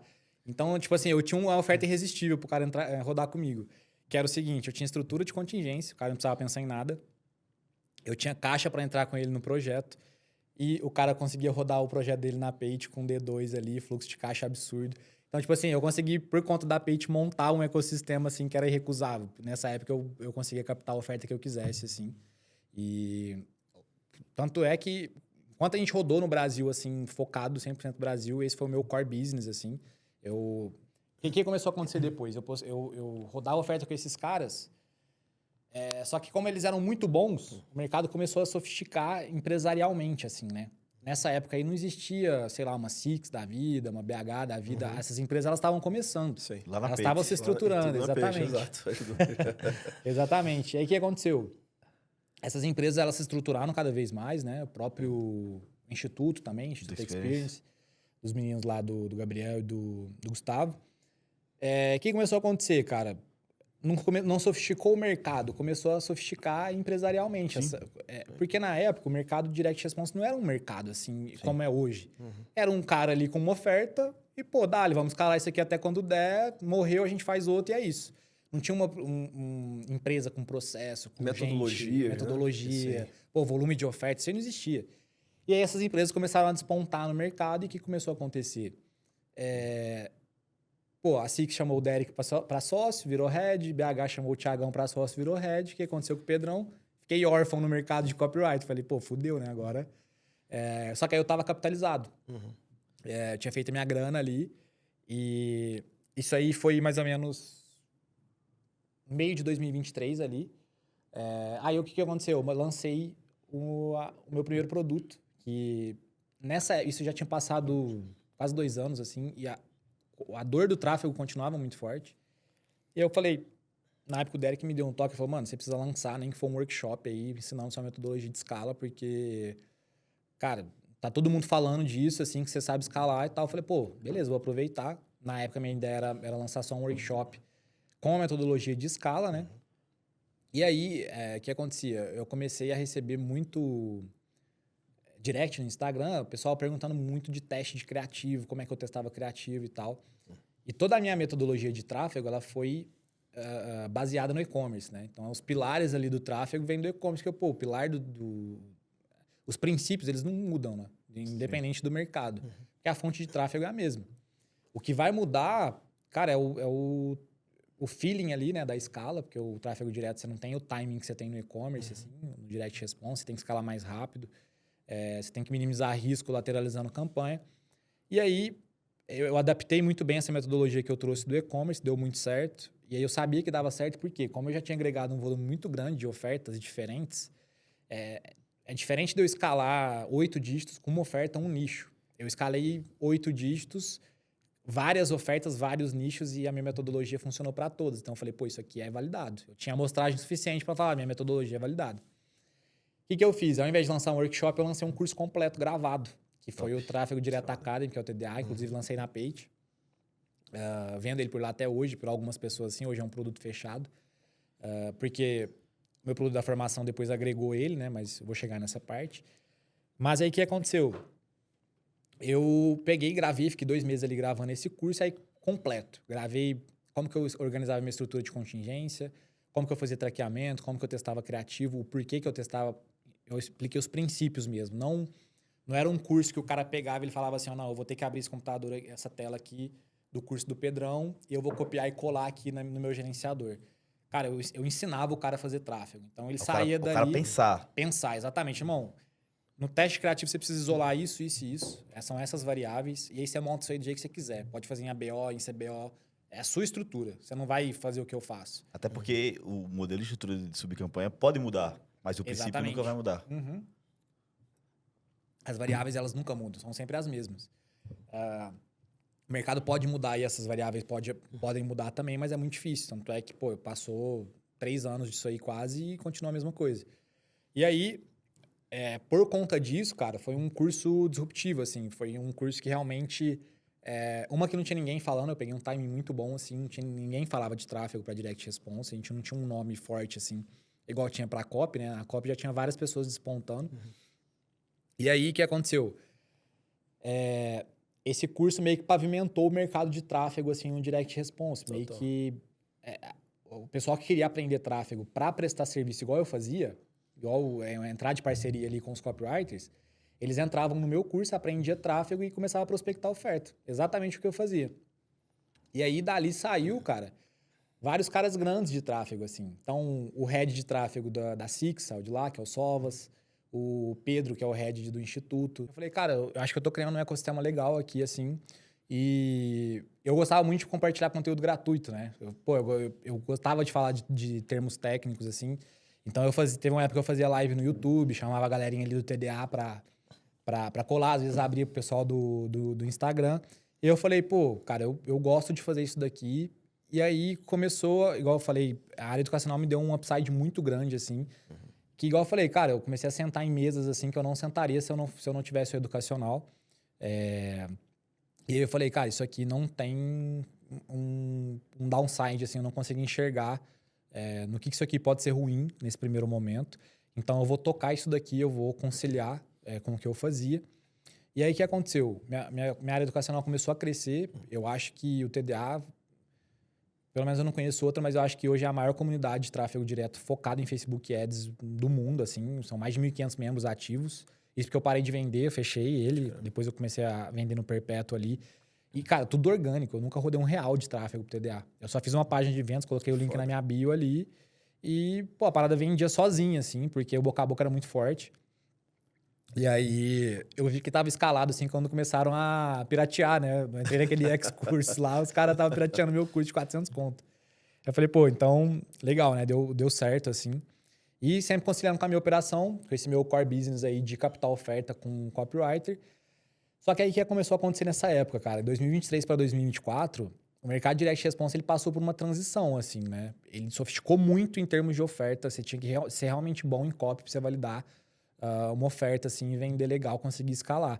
Não era aquela parada de bater a mão no Google Docs ali, faz uma VSL e validou, entendeu? E aí, o que começou a acontecer? Como eu tava trabalhando em parceria com alguns copywriters Pô, os caras não iniciantes, mas que já não tinham o mesmo nome, o mesmo background ali do Derek, do Filemon, a minha assertividade começou a diminuir muito. E aí, o que eu fazia nessa época? Como os caras não tinham caixa, eu comecei a trabalhar da seguinte forma. Eu agregava a VSL do cara na minha estrutura, eu testava ali com o meu caixa, tudo. Se validasse, eu dava 10% para ele de coprodução e assim a gente seguia, né? Consegui fazer um bom dinheiro assim na época, a gente escalou legal dessa forma. Mas aí começou a acontecer isso, cara. Começou a acontecer que eu testava ali, 8 ofertas no mês e tinha mês que eu não acertava nenhuma. Aí eu comecei a ficar preocupado. Eu falei, que rumo que tá tomando o mercado, né? Porque eu não tô conseguindo mais acertar e tal. Talvez eu precise mudar esse meu core business mesmo, assim. Montar uma operação, de fato. E aí, o que começou a acontecer? Nessa época, o Derek já tinha ido pra Six, o Filemon pra BH e tal. Não, acho que o Filemon foi mais recente. Mas essas empresas maiores, assim, se estruturando de fato. No final de 2023 para 2024, cara, eu comecei a receber muita proposta para ser head de tráfego em operações. Aí eu falei, fudeu, né? Pode crer. Se eu não ficar esperto aqui, cara, eu vou acabar trabalhando pros outros Eu vou aqui. ser absorvido. Eu vou ser absorvido, exatamente. Porque, cara, os bons começaram a ir para as grandes empresas, não tinha mais ninguém solo, assim, no mercado, fazendo grana de fato, né? Aí aquilo ali me deu um tomé, assim, eu falei, pô, eu não quero trabalhar em operação. E, cara, teve uma época que eu recebi, tipo, 5 propostas, assim, no intervalo de 2 meses. E, cara, era proposta, assim, de 30 mil reais mais percentual de lucro, que eu cheguei a recusar, assim, pra montar toda a operação de tráfego do cara e tal, ser head de Facebook. E eu falei, mano, fudeu, né? Se eu não tomar um jeito aqui, ou eu vou focar 100% na minha área educacional, ou eu vou trabalhar pros outros. E aí, o que eu fiz? Nessa época, eu tomei esse tom, assim, isso aí já era início de 2024. Foi onde eu falei, não, eu preciso montar a minha operação de fato, né? E aí, na época, eu me juntei com mais 2 sócios, copies, né? Que foi um erro depois, que é, tipo, 2 sócios copywriter e eu de tráfego, era 3 sócios.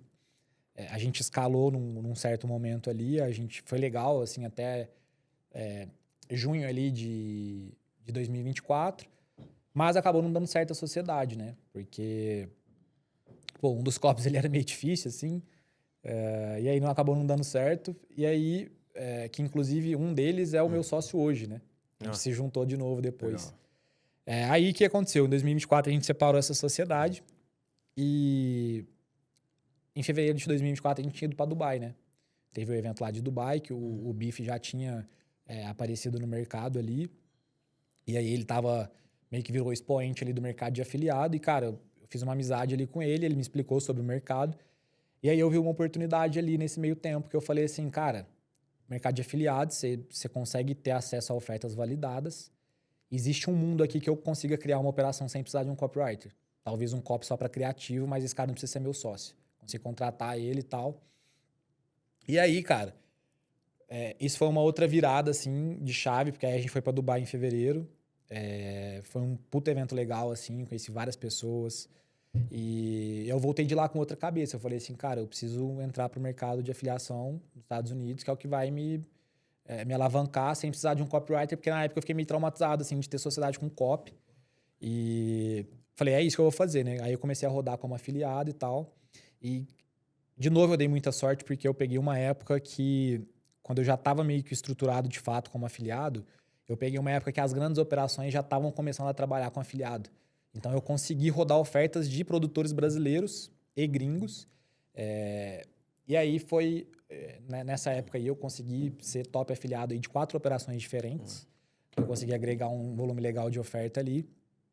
E aí foi onde surgiu a ideia do meu produto atual, educacional, que é a minha formação, né? Que chama Formação Gestor IDR. Onde é focada totalmente em gestor de tráfego do mercado tradicional, onde eu pego o cara prestando serviço no mercado tradicional e trago ele para o Direct Response para escalar a oferta como afiliado. E lá dentro da formação eu ensino ele a fazer criativo e faço a ligação ali, o intermédio entre ele e os produtores, assim. Então, eu não tenho produto próprio, não tenho oferta para o cara rodar, mas eu conecto ele com os maiores produtores do mundo, assim, tanto BR quanto gringo, e o cara chega lá, ele tem um hall de oferta para ele rodar, então um ecossistema bem legal. A gente abriu a primeira turma em dezembro de 2024 e a gente está aí em junho, né? Junho. Cara, a gente colocou 380 pessoas nessa primeira turma, a gente já tem vários cases, assim, de 7 dígitos, múltiplos 7 dígitos, e gestores de tráfego que até 3 meses atrás estavam rodando tráfego para pizzaria, para hamburgueria, para... Enfim, os caras, de fato, conseguiram mudar de vida ali dentro da formação. Então, acertei de novo num produto educacional, e aí eu vi que, pô, esse produto aqui é um produto que eu vou conseguir entregar um ecossistema completo de direct response, eu estou reformulando ele. E aí eu não parei de vender o TDA, né, que é o tráfego direto atacado, porque eu agreguei ele dentro da formação e virou tudo um produto só. Então, hoje o TDA não existe mais. E aí, cara, isso tudo conciliando com a minha operação de... Na época, eu estava sozinho na operação de afiliado. E aí, teve a oportunidade de eu me juntar com esse meu sócio atual. Na época, ele tinha saído de uma operação. Eu falei, irmão, a gente já trabalhou junto. Se não fosse o outro copy, era pra gente ter dado certo. O que você acha da gente voltar e fazer acontecer? Foi onde a gente começou a rodar a info também. E a gente ataca as 2 frentes ali. E, cara, deu muito certo, graças a Deus. Hoje tem uma operação aí de múltiplos 7 dígitos mês. A gente está projetando aí faturar mais de 30 milhões esse ano. E, cara, bem legal. Estamos com 15 colaboradores lá já. E a área educacional tá indo de vento em polpa, assim. A gente deve lançar...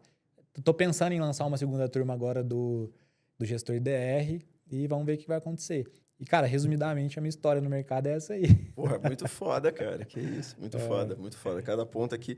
E é legal que tua história, Pedro, já tem aprendizado pra caramba ali, cara. Mas agora a gente chega à parte que a gente vai começar a arrancar aqui a Matrix. Boa. Pra começar, ô Pedro, cara, pra tomar a pílulazinha azul, pra entrar na Matrix, qual é a grande diferença, pra quem não conhece o Direct Response, qual é a grande diferença de jornada de trabalho e ganhos de um gestor de tráfego local para um gestor de tráfego Direct Response? Cara, nossa, é absurdo, assim. Eu costumo falar que o Direct Response... O digital, ele é uma brecha na Matrix hoje em dia. E o Direct Response é uma brecha dentro da brecha, assim. Eu costumo falar isso porque, na minha opinião, não existe um mercado igual o Direct Response com tanta escala em tão pouco tempo, né? Um jogo de cash flow ali muito grande. A alavancagem é muito grande. E eu vou até parafrasear meu amigo Eduardo Colaut, que ele fala que o Direct Response ele é linear no erro e ele é exponencial no acerto. Então, cara, você fica ali tentando, não dá certo. A hora que você acerta um criativo ou uma oferta, você explode, você ganha dinheiro, você muda de vida. E o gestor de tráfego, cara, na minha opinião, ele domina a principal habilidade do mercado, que é a habilidade de escala. Você pode ter a oferta mais foda do mundo, se não tiver alguém ali para escalar, você não vai fazer dinheiro. Então, o gestor de tráfego, ele já domina essa habilidade, mas, cara, ele foi meio que capado pelo sistema, assim, que jogou ele ali na prestação de serviço, porque no Brasil os gurus de tráfego só ensinam isso, só falam de prestação de serviço. E, cara, a diferença, assim, é colossal, porque a gente tá falando aí, se um cara... Vamos falar que um gestor entra no mercado hoje nos moldes que eu entrei. Entrando de parceiro numa oferta ali, ele pega 30%. Cara, se a oferta faturar 1 milhão no mês, que não é um resultado hoje tão absurdo, falar, pô, 1 milhão é pouco, é uma operação pequena que faz 1 milhão no mês, o cara colocou 300 mil ali no bolso. Para o cara faturar 300 mil no mês com uma agência, meu irmão, é uma operação, assim, absurda. Você tem que ser... Você já não é mais gestor de tráfego para você comandar uma agência de 300 mil no mês, porque você vai ter que ser um cara mais do comercial do que gestor de tráfego mesmo. E aí, no Direct Response, o cara consegue, de fato, cara, no quarto da casa dele ali, faturar isso aí tranquilamente. Então, assim, é um mercado, na minha opinião, o melhor mercado que existe para o gestor de tráfego hoje é, sem dúvida nenhuma, o Direct Response. Assim. Muito bom. Pedro, já pegando agora, a gente seguindo, vai seguir agora aqui uma linha falando de tráfego mesmo. Cara, Certo. falar da sua metodologia, como é que ela funciona no Direct Response? Explica aí pra gente. Cara, minha metodologia, ela é baseada aí em... Eu gosto de falar que, cara, a minha metodologia aqui, ela é tão boa, eu costumo falar que ela é tão boa porque ela isola todas as variáveis possíveis na validação de uma oferta. Então, ela tira aquele peso das costas do cara de falar assim, ó, será que eu tô errando no tráfego? Será que eu tô com uma boa oferta, mas eu não tô conseguindo ir pra frente por causa do tráfego? Então, a minha metodologia, ela veio e ela resolveu essa parada do cara poder testar ali e se não validar, ele conseguir olhar para outros gargalos que, de fato, ou copy ou funil, ou você está errando no criativo, ou você está errando em algum ponto da VSL, ou algum ponto do seu funil aqui, você isola o tráfego. Então, isso é uma coisa muito boa, porque antes da minha metodologia, e quem não utiliza, eu vejo que fica batendo cabeça nesse sentido, tipo, putz, mas será que não é essa estrutura de campanha? Cara, a minha metodologia focada, baseada em isolar variáveis e acredito que ela tem uma assertividade muito grande por conta disso, de conseguir isolar esses pontos. E, cara, começa lá, se a gente for falar dos pontos, né, chave, começa lá no teste de criativo. E o teste criativo, eu costumo falar que existem 3 variáveis que você precisa isolar. Primeiro, é a variável fatia de público, porque o Facebook, falando de Meta Ads, o Facebook ele funciona em sistema de leilão e para organizar esses leilões, como que vai acontecer os lances, para quem que seu anúncio vai aparecer, o Facebook, a Meta, ela distribuiu todo o público existente na plataforma em clusters de público, né, em fatias de público. E aí, invariavelmente, vão existir fatias melhores, fatias piores, fatias mais compradoras e fatias com público mais desqualificado. O que acontece? Se você não isola essa variável, você pode ter um criativo muito bom ali na sua validação. Se você testar ela num conjunto só, pode ser que aquele criativo não valide porque caiu numa fatia de público ruim, uma fatia de público não compradora. Então, como que você isola isso? Você precisa ter uma amostragem do mesmo criativo em diferentes conjuntos de anúncio. Então, são 3... Eu gosto de testar com 3 conjuntos ali. Então, são o mesmo público setado, mesma segmentação, exatamente igual, só duplicando ali, e os mesmos criativos ali dentro do conjunto, daqueles conjuntos ali. E aí você isola a primeira variável, que é a variável fatia de público, ou cluster de público. A segunda variável é a variável orçamento, que basicamente, o que acontece com o Facebook? Eu gosto de testar e isolar essa variável colocando apenas um criativo dentro de cada conjunto. O que acontece? Quando você coloca mais de um criativo e criativos diferentes, o Facebook, o algoritmo dele nesse sentido, ele é meio burro, assim, porque ele não vai conseguir identificar qual criativo de fato é o melhor pensando em conversão. Como que o algoritmo é programado? Você vai soltar, vamos supor, 5 criativos dentro do mesmo conjunto, criativos diferentes. Uhum.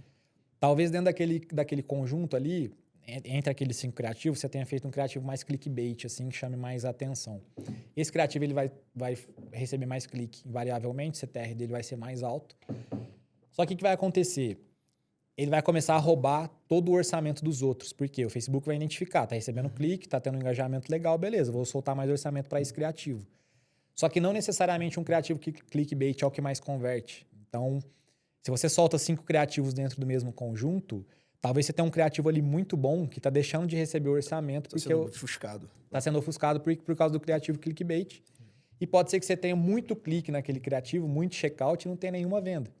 Então, a ideia aqui é isolar todos os criativos num conjunto ou numa campanha, se for testar em CBO, e todo 100% daquele orçamento ali ser distribuído para aquele criativo. E aí, se ele não validar, não foi por conta de orçamento. E aí, na época que eu lancei o TDA, eram só essas 2 variáveis, né? Porque, 2023 ali era muito bom. Não existia ainda a variável de mercado. Se preocupar, né? Com ainda outra, para poder atingir o resultado. Isso, exatamente. Aí, o que aconteceu? O mercado começou a sofisticar, começou a vir a terceira variável, né? Que é a variável de sazonalidade de mercado, que eu chamo, que... Cara, todo mundo que já rodou uma oferta sabe que tem um dia que aquela oferta é horrível de venda, assim. Geralmente é na segunda-feira, o padrão, assim, do mercado. Então, o que o pessoal faz? O pessoal já não testa mais criativo dia de segunda, que é um dia mais ruim, assim, de venda. E para você isolar essa variável, você precisa testar aqueles criativos ali por pelo menos 3 dias. Porque pode ser que você pegue um dia ruim, e aí você vai isolar essa variável testando mais 2 ali. E aí, você fecha o ciclo ali de teste criativo, isolando essas 3 variáveis. Fatia de público, orçamento e sazonalidade de mercado. Cara, você fazendo isso aí, se o criativo não validar, com certeza você tem um problema de oferta ali. Você já pode começar a olhar para o seu funil. E aí, um ponto-chave também da minha metodologia é que eu fui um dos primeiros, ou talvez o primeiro do mercado, a chegar na galera e falar, ó, teste de criativo não valida oferta. O que valida oferta é pré-escala. Por quê? O que acontecia muito? O pessoal começou a melhorar em copy. Você já não tinha aquela parada mais, tipo assim, ó, soltar uma VSL por 0 venda. Isso aí não tinha mais. A galera, no mínimo, empatava, fazia algumas vendinhas ali. Só que o que acontecia? O cara testava criativo, validava um criativo lá com ROS 10. Falou, puta, estourei, vou escalar até a lua. Amanhã o cara tava com 15 mil na campanha, a hora que ele acordava, 5 mil de prejuízo. Não tinha feito uma venda.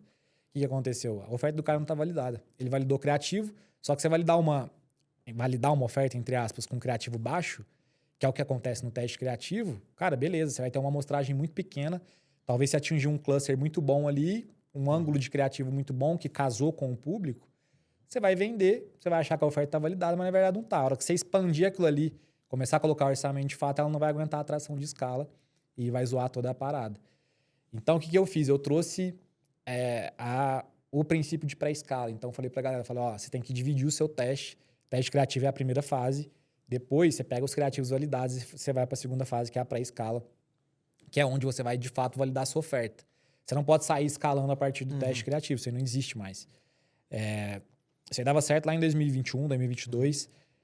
E aí, na pré-escala, o que eu faço hoje na pré-escala? Eu pego todos os criativos que eu validei no teste criativo, monto uma campanha CBO. Para mim, lá, ABO nunca deu certo para escalar, então estou sempre escalando em CBO. Então eu já monto a minha pré-escala em CBO. E a base da pré-escala é o aumento de orçamento, que é onde você vai ver se aquela oferta vai ter tração de escala ou não. E aí eu crio 5 campanhas CBOs, sempre o número de 5. Isso é um número que vem da minha cabeça, não precisa copiar, pode criar 10 se você quiser. E aí eu aumento em 5 vezes o orçamento que eu usei para testar o criativo. Ô Pedro, e voltando só um ponto ali, para conseguir para isso daí, qual o orçamento que você definiria ali para o teste de criativo, que é a primeira etapa? Boa. O teste criativo, se você estiver rodando como produtor, você vai colocar o valor do seu produto de front. Então, você roda um produto ali de 147, vamos falar no Brasil, você vai colocar R$150, R$147 para testar criativo. E se você já for uma oferta que você já roda, que já está validada, você só está testando criativo de manutenção, eu costumo utilizar o valor do meu EOV ali, né? Que é o meu ticket médio geral do funil. Então, eu faço a soma ali de order bump, o upsell, somo ali, faço a média e eu utilizo aquela média. Então, vamos supor que o meu EOV seja 250, eu gosto de usar 250 porque, cara, meta ads, você quer RIS, tem que fazer RIS. Você não vai validar um criativo que você vai validar um ticket de 250, vai vender um ticket de 250 investindo R$100. Tem que deixar o tiozuki feliz. Tem que deixar o tiozuki feliz, pô. E aí, eu costumo fazer isso, mas se você for, sei lá, um afiliado, você pegar no valor da sua comissão ali. Então, sei lá, um afiliado nos Estados Unidos, você tem $140 de comissão, você vai colocar $140 ali no teste criativo. E aí, a pré-escala, eu costumo aumentar o orçamento em 5 vezes, o valor que eu utilizei para teste, e utilizar 5 campanhas CBO, onde eu faço, na escala eu estou fazendo um pouquinho diferente hoje em dia, que eu uso um conjunto só na escala, porque o que acontece? Pelo menos nas nossas ofertas lá, a gente sempre valida um número bem legal de criativos, assim. A gente está sempre validando nas levas ali 4, 5 criativos. Então, na pré-escala, eu vou trabalhar com esse CBO com 5 criativos diferentes. Então, eu não preciso lateralizar mais conjunto. Por quê? Cada criativo tem um hook, o próprio hook vai segmentar o público. Então, são hooks diferentes, vai mostrar para 5 tipos de público diferentes. E aí, eu gosto de concentrar o orçamento tudo num conjunto só. E aí, na pré-escala, eu faço a estrutura, uma campanha, um conjunto, e X aqui, onde X é o número de criativos validados. Então, se você validou no teste 5 criativos, seu CBO vai ter 5 criativos. Uma campanha, um conjunto, 5 criativos. Validou 10 criativos, seu CBO vai ter uma campanha, um conjunto, 10 criativos. Duplica isso em 5 vezes, campanhas idênticas, e coloca 5 vezes de orçamento em relação ao que você usou de ticket no teste. Então, você usou R$100 que seja no teste criativo, você vai ter cada um desses CBOs com 500. Usou 1.000 no teste criativo, 5.000. E aí, na pré-escala, você já começa a fazer o que eu chamo de otimização diária, que é outro... eu não posso falar que fui eu que trouxe, porque já tinha gente que fazia isso, mas não tinha um nome, né? Foi eu que dei o nome de otimização diária, de escala intraday, enfim. Hoje popularizou isso aí, mas eu que trouxe num curso mesmo. Falei, você tem que fazer otimização diária. E aí, a pré-escala, a ideia, como você não sabe se a campanha está validada, o fato de você criar 5 campanhas ali é realmente para você lateralizar, você não colocar todo o seu orçamento, não ter todos os ovos numa cesta só. Então, você lateraliza, você diminui o risco de aquela campanha ali cair num cluster ruim no dia ali. E aí, como você está lateralizado, você tem 5 campanhas, você precisa necessariamente fazer otimização diária, porque não é 100% dessas campanhas que vai funcionar. A não ser que você tenha uma oferta tipo, ultra mega validada, assim, uma oferta muito boa, que todas as campanhas dão ROAS. Aí, beleza, você não precisa pausar nada. Mas o que geralmente acontece? Dessas 5 campanhas, 2 ou 3 ali vão funcionar legal no dia, as outras vão empatar ou tomar um prejuízo. E aí você define o seu ROAS mínimo ideal ali, que você consegue segurar. Então, sei lá, 1.4 de ROAS, eu ainda estou no lucro. Aquela campanha que está abaixo de 1.4, você mata ela no dia, e aí você volta no dia seguinte, porque a pré-escala precisa ser feita por pelo menos 3 a 5 dias ali também, porque tem a variável ali, sazonalidade de mercado na pré-escala também. Então, você roda a pré-escala de 3 a 5 dias dessa forma, pausando e reativando as campanhas. E se nesse intervalo, se nesse período ali de 3, 5 dias, você saiu no lucro, você vai fazer a média ali, a soma de quanto você investiu, quanto você faturou. Pô, beleza, tô no lucro acima do meu ROAS mínimo ideal. Provavelmente essa oferta está validada aí você pode pensar na fase de escala, que aí é a terceira fase. E aí, a escala, basicamente, hoje eu gosto de fazer um teste que eu chamo de teste de estrutura. Por que que acontece? Por que eu faço esse teste de estrutura? Eu identifiquei que você pode ter uma oferta do mesmo nicho, por exemplo, você rodar 2 ofertas de emagrecimento, mesmo nicho, mesmo ticket ali, uma oferta vai funcionar melhor em ABO, outra oferta vai funcionar melhor em CBO. Não sei explicar Caramba. o motivo, mas, cara, isso acontece. Que doido. Então, eu agreguei esse teste de estrutura na minha parte de escala, né? E aí, quando eu saio da pré-escala ali em CBO, eu já sei que CBO funciona. E o ABO, você só vai usar o ABO quando você está na escala ali. Isso, com essa possibilidade. isso, Antes disso, em muitas antes etapas, disso você eu vai não- só CBO. Não faço. Eu tô começando a validar um teste de criativa em ABO, mas eu não vou falar aqui agora porque não tá 100% validado, mas uma hora eu abro isso pro mercado. Mas o que acontece? Eu já sei que o CBO funciona porque ele vendeu na pré-escala. Então, minimamente ele tá funcionando. O que eu faço? Eu crio mais 5 campanhas em ABO, na mesmíssima estrutura, os mesmos criativos, mesmo número de conjunto, e mais 5 campanhas em Advantage+, que é uma nova campanha que tem lá no Meta. E aí, esse teste de estrutura, ele roda ali por 2 a 3 dias. Eu deixo um pouquinho mais quando tem Advantage, porque a Advantage ela é um tipo de campanha que o algoritmo dela funciona um pouquinho diferente, que com base, ela otimiza com base na inteligência artificial da Meta. Então, ela tem um período maior de aprendizagem, então ela vai começar a funcionar com 5, 7 dias ali. E aí, o que acontece? Eu deixo essas 3 estruturas de campanha rodando por 2, 3, 5 dias às vezes. E aí o que eu faço? Eu vou metrificar ali o meu lucro de cada uma das estruturas. A estrutura que me trouxe mais lucro e mais escala é o que eu vou escalar de fato. Geralmente CBO ganha, pelo menos lá na nossa operação. O CBO tem sido melhor. Teve uma época que o Advantage levava vantagem em relação ao CBO, só que o Advantage tem um problema. Além dele demorar um pouco mais para otimizar, ele não aguenta tanta escala vertical você ficar mudando o orçamento ali. Então, toda vez que você muda o orçamento, parece que ela volta para a aprendizagem, ela demora 2, 3 dias para voltar a vender de novo. Então, assim, é um tipo de campanha legal, mas você vai ter que tancar esse 1 ou 2 dias de prejuízo aí toda vez que você mexer nela, que você fizer uma manutenção nela. Então, é uma campanha que não deu muito bom ainda pro Direct Response, sabe? Então, o CBO acaba sempre ganhando. E aí, beleza, o CBO ganhou, vi que ele deu mais lucro, deu mais escala. Aí é questão de lateralização mesmo. Aí eu gosto de trabalhar com um número de 15 a 20 contas. Perdão, de 15 a 20 campanhas por conta de anúncio. E aí eu lateralizo isso para 2, 3 contas, dependendo do meu nível de escala aí que eu tô naquela oferta. E, cara, basicamente o roadmap de validação é esse, assim. Essas 3 fases aí. E você chegou na escala ali, muito provavelmente sua oferta já está realmente validada. Fez o teste de estrutura ali, achou. E aí eu costumo falar que é isolar a variável, porque, cara, você chega na fase de validade de escala, você já está com tudo validado. Então, você já está com a oferta validada, você já está com a estrutura de tráfego mais validada para aquela oferta. Então, assim, qualquer coisa que parar de funcionar ali, você sabe que o seu gargalo não é tráfego. Você pode partir para otimização de funil, de testar mais criativo, testar novas leads, micro leads, enfim. Então, é uma metodologia que dá bastante certo por conta disso. Entendi. Você tem algo para perguntar? Que eu tenho aqui uma porrada de pergunta para ele. Pode rochar aí, bebê. Cara, esse assunto aqui é super foda aqui pra gente, né?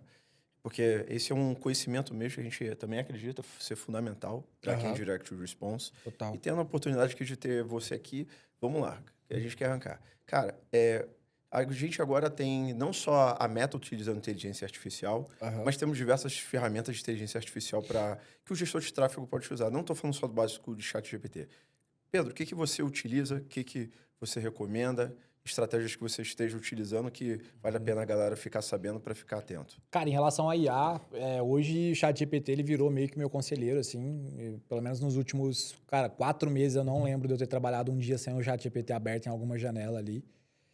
E o que eu gosto muito de fazer com o ChatGPT é ele me ajudar na tomada de decisão ali do dia, né? Eu gosto de pegar copio as métricas do funil ali dentro do funil, não. As métricas de campanha dentro do Meta, né? Então, jogo ali CPM, CPC, custo de initiate checkout. E aí, o que eu fiz? Cada oferta que a gente valida, eu vou fazendo isso todos os dias. Então, o ChatGPT ele tem acesso ao histórico da minha oferta. Então, ele consegue comparar um dia com o outro. Então, ele tem acesso ao dia que a oferta foi muito boa. Então, ele tem o padrão de métrica daquela oferta. Então, a gente tem alguns prompts ali que a gente joga essas métricas no ChatGPT junto com algumas métricas de funil, que a gente pega lá no VTurb, que é a taxa de conversão da VSL naquele dia, né, em específico, que o VTurb metrifica isso também. E as métricas de checkout, que a gente pega no dia ali a quantidade de visita no checkout, quantidade de venda aprovada, e joga esse bolo lá no ChatGPT e ele fala, eu gosto de fazer isso no início do dia, e aí com base no histórico da oferta, ele me dá se aquele dia ali tá muito fora do padrão do dia que mais escalou, ou se tá dentro, se tá melhor. Porque com base nisso, cara, isso aí basicamente guia a minha escala hoje. E vou te dar um exemplo. Se eu jogo essas métricas lá, o ChatGPT me fala que as métricas estão dentro do dia que eu mais escalei, por exemplo, cara, eu vou conseguir colocar uma escala vertical com mais assertividade. Eu vou ter menos medo, vou ser menos conservador. Basicamente é isso. Então, pô, beleza, essa métrica que ela tá batendo com um dia que a gente fez 300 mil no dia lá, com ROAS de tanto. Pô, legal, eu vou pegar as campanhas que estão acima do meu ROAS mínimo ideal e eu vou dobrar o orçamento, vou triplicar o orçamento, sem medo, porque eu sei que naquele dia ali vai tancar a escala, entendeu? Diferentemente, nos dias que o ChatGPT me dá, que essas métricas hoje elas estão abaixo em relação aos melhores dias da oferta, aí eu vou mais conservador, aí eu faço uma escala mais do que a meta pede, né, que é de 30% em 30%, porque talvez naquele dia, por ter alguma métrica fora do padrão, seja a conversão da VSL, seja a taxa de conversão de checkout, eu não vou conseguir escalar tão verticalmente como num outro dia que as métricas estão dentro. Então, cara, eu não vivo mais sem IA, basicamente. Eu teria que fazer esse padrão aí. Antigamente eu fazia na mão ali. Uma energia, né, cara? Então, cara, eu sou fã de inteligência artificial, assim, num nível absurdo. Eu não vivo sem mais, assim. Basicamente ajuda em todas as minhas decisões ali, seja de escala e até a nível de negócio, assim, sabe? Ô Pedro, e você ensina isso na sua formação? Cara, ainda não, porque esses prompts, assim, a gente tá... Eu preciso lapidar isso, sabe? Como eu tenho muito tempo de tela, se o ChatGPT me entrega alguma coisa ali, eu sei que tá errado. Então, se eu conseguir deixar isso redondo, eu pretendo trazer isso pro mercado, sim. Pelo menos esses prompts, assim, entregar pra galera. E o número ChatGPT ainda pode errar bastante ainda. Então, a gente tá nesse lugar. Nossa, erra bastante. Ele erra. E eu já percebi isso, assim, mas eu não identifiquei um padrão no que ele erra, assim, sabe? Cara, mas ainda não dá pra confiar cegamente, assim, nessa questão de... O que eu faço? Eu sempre faço um double check ali, sabe? Eu vejo se os cálculos que ele fez ali realmente bate com... Porque na métrica do dia ele é fácil, que são poucos números, né? Sim. São poucos KPIs ali que você tem que olhar. Geralmente eu olho o custo de initiate checkout, quantidade de visita no checkout e conversão, basicamente eu já sei se ele errou ou não. E aí, pô, se ele acertar, mas, cara, 90% ali ele ajuda muito, sabe? vou te dar uma dica para reduzir isso daí e quero falar também um pouco disso. Você coloca assim para ele no prompt. Manda ele confirmar os dados através de 3 métodos diferentes, para ele utilizar 3 cálculos diferentes para ele chegar em um ponto comum ali, entendeu? Pô, isso é absurdo. Isso reduz a chance de erro dele. Legal. Porque, pô, qual que é o foda? O ChatGPT é um modelo de linguagem grande, então ele é muito generalista, Sim. não é aprofundado. Mas eu vejo que realmente o futuro para a gente, até futuro mesmo para tráfego, é isso. A gente ter modelos de linguagem, para quem não sabe, modelos de linguagem é que nem o ChatGPT, o DeepSeek, só que todos esses que são abertos a públicos e tem chat, eles foram treinados com diversos conhecimentos, né? Total. Pô, mas agora você imagina, tem um modelo de linguagem que você tirou, ele não vai saber de nenhuma outra história, a não ser que seja números, tráfego, cálculo e tudo mais. Então, ele consegue te entregar um resultado de maior qualidade. Pô, legal, vou implementar isso aí. Pô, com certeza. Tem uns ali, eu vou te passar, que eles são bem matemáticos. Eles são utilizados, por exemplo, para cálculo cirúrgico de engenharia. Entendeu? Sei. Cara, e é totalmente diferente, é numérico. Legal. É numérico, mas ele não é contextual, ele é numérico. Aí você consegue fazer isso ontem e hoje.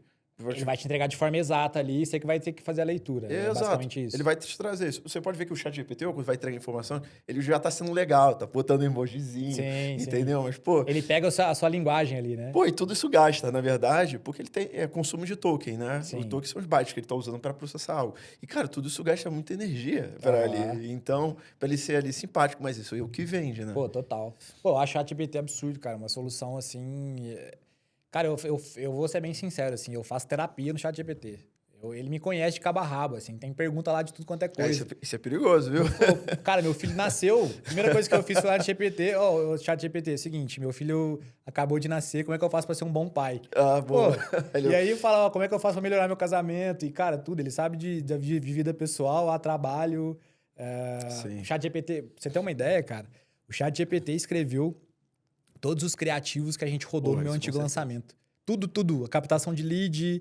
E, cara, a gente recebeu um feedback muito positivo, assim, falar, velho, você me converteu por causa desse criativo aqui, porque isso aqui parecia que você tava na minha reunião com o cliente lá. E, assim, é igual eu falei, cara, eu não vivo mais sem inteligência artificial no meu dia a dia, não. O Pedro, pra galera não se iludir, mas lá, vamos lá, teu ChatGPT, para ele criar os textos dos criativos. É só chegar no ChatGPT, me texto de criativo, ou você dá um contexto profundo Deu um para ele? contexto absurdo pra ele, assim. Mandei meu Instagram, mandei comentário de YouTube, mandei... cara, tudo que eu vi, assim, que eu falava, não, isso aqui é uma dor de gestor de tráfego. E eu sabia muito, porque, eu venho desse mundo, né? Eu escalei a agência, eu sabia todas as dores, então o que eu fiz? Primeiro eu mandei as dores. Falo, ó, GPT, essas aqui são as dores dos gestores de tráfego atualmente. E aqui que foi a virada. Eu coloquei a maldade nele ali, que eu fiz o seguinte. Não sei se vocês conhecem o Anthony Carreiro. Conheço. É um copy de criativo, bem famoso, ele tem uma formação. Ele tem um prompt no GPT que ele ensina o GPT através dos PDFs de vários criativos validados de direct response. Então, são criativos bem agressivos, assim, com promessa agressiva, batendo muito na dor. Eu falei, ó, eu quero que você pegue essas dores aqui que eu te falei, você vai aprender como que faz um criativo com a maldade aqui do direct response, através desses PDFs aqui. Aí, pô, você coloca ele para estudar, aí eu peço para ele resumir os PDFs primeiro. E aí você vai fazer o seguinte, ó, agora eu quero que você me entregue aí 3 criativos com cada uma dessas dores, com 3 hooks diferentes. Bom, ele entregou simplesmente tudo. A gente pegou, gravou, fez um lançamento aí de múltiplos 7 dígitos. Na verdade, não batemos 7 dígitos. Na verdade, batemos 600 mil reais aí com 20 mil investido. Que era uma parada que a gente estava validando, um MVP, assim. E foi um puta resultado, cara, 100% com o criativo de ChatGPT. Perfeito, absurdo. cara. Porque quando você deu esse contexto para ele, você começa a limitar o campo dele de espaço para ele ir. Exatamente. E aí você pode ir lapidando o que ele te entrega também, né? Então, se ele entrega um hook Fundamental. muito fora, fala, ó, esse hook aqui, Não. mano, tá fora, não gostei. E aí você fala, mano, com ele vai te responder nessa linguagem também. Ele vai pegando o jeito que você conversa ali. Pô, é bem legal, assim. Não me imagino mais sem ChatGPT hoje. Igual você falou, cara, é até perigoso porque, cara, ele vira uma muleta, assim, né? Vira. Se você quiser passar o dia inteiro sem pensar, usando o ChatGPT pra tudo, você usa. Com certeza. Assim. Esse é um dos pontos, né, cara? Porque, assim, a inteligência artificial vem, né? Pô, tem gente que, hoje em dia, para falar com as pessoas mesmo, já cola o texto ali, pô, preciso mandar uma mensagem pro Pedro, falar sobre uma coisa. Feliz aniversário, os caras estão fazendo ChatGPT, pô. Aí é absurdo, velho. Exato. E, cara, senão a gente perde a melhor coisa que nós temos, a racionalidade, o desenvolvimento sobre racionalidade. Total. Mas, cara, eu vou te falar, em outros pontos, assim, eu acho que é algo muito, muito bom, assim. Eu vou te dar um exemplo. Com certeza. Meu filho, ele nasceu com uma alergia que é bem comum, que é a PLV. É a alergia à proteína do leite de vaca. E aí, o que aconteceu? Essa alergia, cara, ele tinha uma alergia, assim, que se você comesse um queijo, assim, chegasse perto dele, abraçasse ele, ele reagia. E aí, a gente teve que virar, tipo, vegano lá em casa por um período, assim, né? E aí, cara, a gente começou a ver que todo alimento industrializado vai a algum derivado de leite. Então, bacon industrializado, a gente teve que tirar tudo, assim. É porque vai na panela, né? Vai no... Tem a contaminação cruzada também. Então, você pegar um talher que mexeu algo com leite e depois... Muito doido, sim, eu sei qual que é. Pega. Aí, a gente começou a consumir muito alimento mais natural, sem rótulo. E o que eu fazia? Quando eu desconfiava que aquele leite tinha algum derivado de leite, eu, de fato, mandava uma foto pro ChatGPT e falava para ele, ó, isso aqui é um produto assim assado, um fubá, sei lá. Qual a chance disso aqui ter um derivado de leite de qualquer espécie que seja? Pô, ele me dava até os percentuais, assim. E se fosse um percentual mais alto do que a gente achava lá, a gente, pô, não vamos comer isso aqui não, que vai dar merda, assim. Não, perfeito. Então, cara, pensa até nisso que o ChatGPT está me ajudando. Sim, e isso é uma vantagem dela de ser generalista. Ele vai ter um conhecimento total ali. Sobre tudo, né? Se você estivesse na de que é focada mais em precisão numérica, não ia saber falar nada ali para você. Precisa de contexto. Sempre. É, total. É dar o contexto certo, exatamente. Ô, Pedrão, falando em precisão, eu quero tocar num assunto aqui que eu sei que você é fera e que a Peito é a melhor do Brasil e provavelmente do mundo, que é traqueamento, Sim. tá? Eu sei que você é um dos maiores experts do mundo hoje em traqueamento, né? Tem muita propriedade para falar disso. Primeiro eu quero que você fale, cara, quando você, lá no seu começo, quando você foi pra Peito, você sentiu diferença no traqueamento? E por quê? Cara, isso aí foi o que, depois de tudo, né, do relacionamento e tal, que falava, velho, qual plataforma do mercado você consegue ter o contato do dono no WhatsApp e trocar ideia com o cara? Mas depois disso aí que eu fui, de fato, que eu caí na parte técnica mesmo, que eu vi a estrutura que a Pate tinha, eu falei, cara, essa plataforma aqui vai ser a 01 no mercado, assim, em pouquíssimo tempo.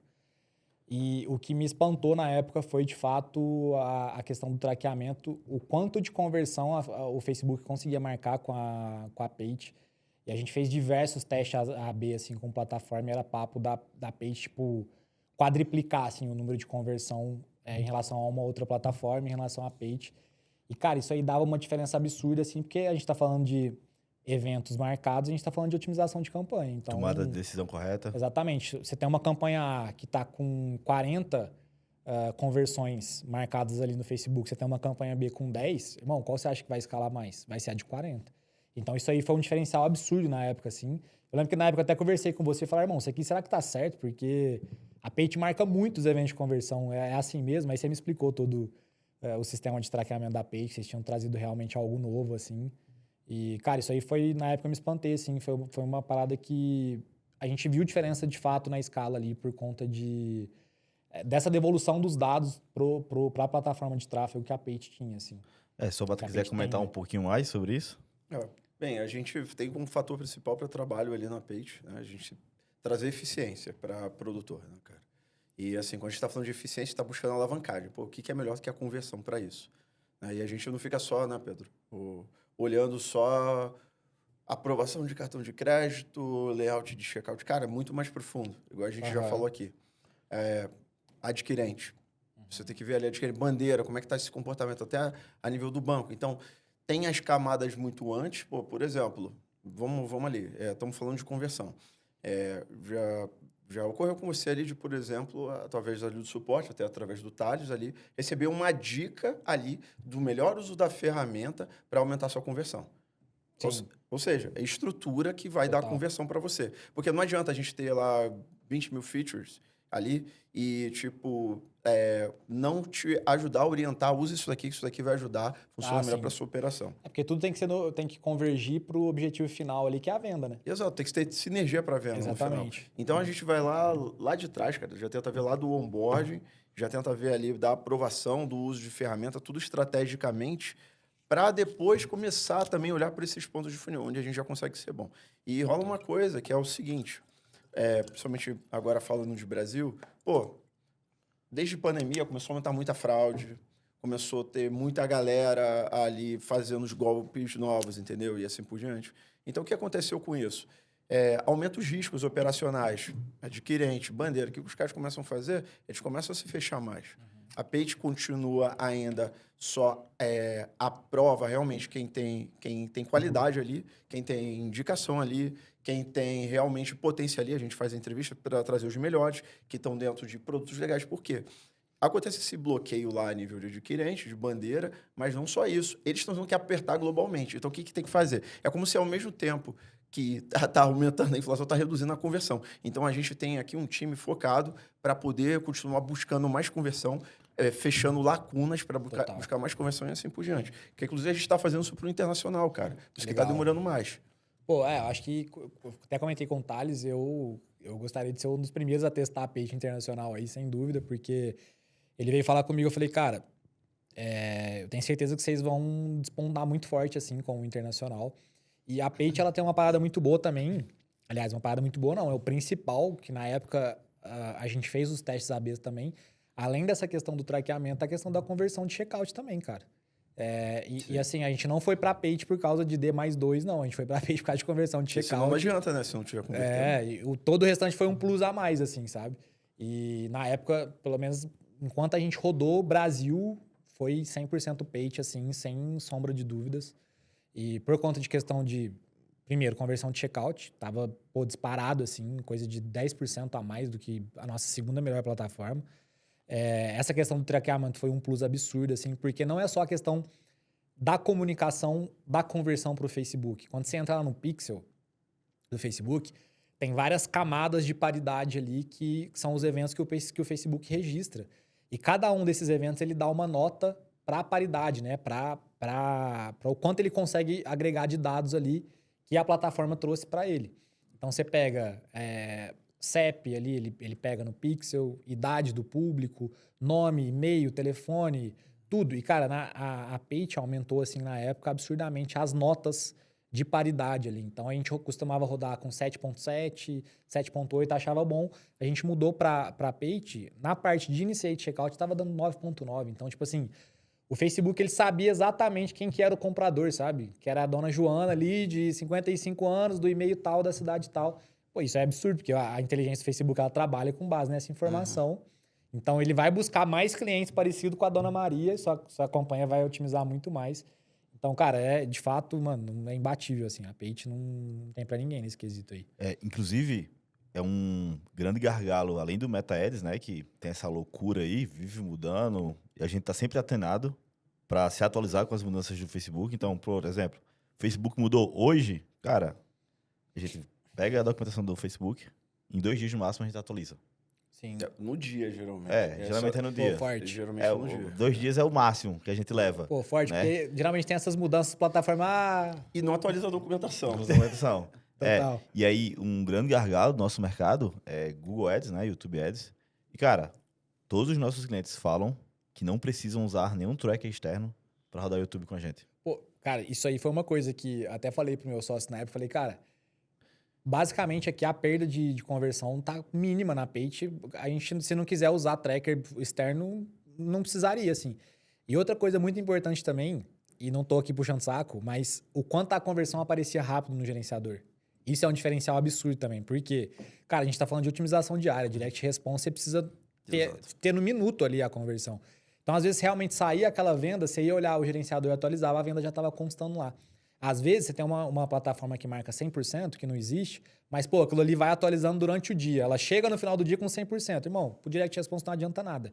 Se a venda não sair depois de 2 minutos, a conversão não está registrada lá, você não vai conseguir otimizar nada. E a Page é a melhor nisso também. Cara, a gente realmente se preocupa nessa hora de dar feedback imediato por isso mesmo, tá? Porque precisa otimizar na hora. Precisa já ver rápido isso. A impressão que me passa é que a Page ela foi feita por pessoas que vieram do mercado. Sabe a dor do cara que tá rodando oferta, sabe? Então, porque você vê que as outras plataformas não se preocupam com isso. É no máximo uma conversão de checkout ali que eles olham, mas, cara, a nível de traqueamento, realmente não... Eu acho que eu tô certo, né? Eu acho que vocês rodavam... Não é à toa que a gente é o 01 do mercado. Eu, antes da Page, né? Eu cheguei a ter uma operação Direct Response de e-commerce. Há 6 anos atrás isso. E era uma dor grande da minha operação. Tudo isso que a gente solucionou. Total. Né? Então, cara, traqueamento, correção de checkout. Total. Suporte não tinha. Então, quando eu chamei o Sobata pra gente fundar a Page, né? A gente definiu 2 coisas lá. E, cara, a gente vai ser a melhor. Ponto final. E a gente era obrigado a parar de rodar, né? Tem condições a gente continuar rodando. Primeiro que a gente tem construído um negócio muito grande. E segundo que é antiético. Tem um conflito de interesse. Conflito de interesse. Então, no nosso contrato social da Page, tem lá no estatuto lá da Page, a gente não... Quando a gente fundou a Page, a gente não podia mais rodar produto. Né? Então, cara, a gente sabe exatamente a dor do produtor. É por isso que a gente é tão bom. Total. Entendeu? E, cara, skin the game. E questão de relacionamento também é um diferencial muito grande a Page, assim. Porque o que eu sentia, mesmo quando você tem um bom entregável, assim, em outras plataformas, é que você é um mal necessário para os caras, assim. E na Page foi uma parada que realmente mudou a minha visão, assim, sobre plataforma, né? E, cara, até hoje não tem plataforma igual vocês, assim, não que existe relacionamento igual, pô, consigo trocar ideia com o Thales no WhatsApp, que é o dono da plataforma. Então, isso facilita muitas coisas, que E outra, você consegue pegar esse feedback muito mais rápido também, não só de melhoria, mas no que vocês já estão fazendo certo e continuar naquele caminho, né? Então, eu acho que é por isso que a Pitch cresceu tanto em tão pouco tempo, né? Hoje no Brasil, para Direct Response, a gente é a maior e melhor. E em breve a gente vai estar no Worldwide, né? Estados Unidos e o mundo todo. E, cara, é só questão de tempo pra gente Vai ser maravilhoso. ser a maior, porque a melhor a gente já vai ser. E a parada é essa mesmo. Como você fala, não só porque Thales e eu, a gente já teve no mercado, já fomos afiliados, já fomos produtores lá bem antes da Page, mas é aquilo. Eu gosto de chamar do curador ferido, é literalmente isso. Pô, o que fez a gente fundar é isso. Cara, vamos fazer algo. Não, vamos fazer algo foda. Sim. Só que a gente tem que abrir mão agora. E aí, qual é o nosso ganho? Como é que a gente realiza o sonho agora? É através de vocês. Então, a Page é feita, né?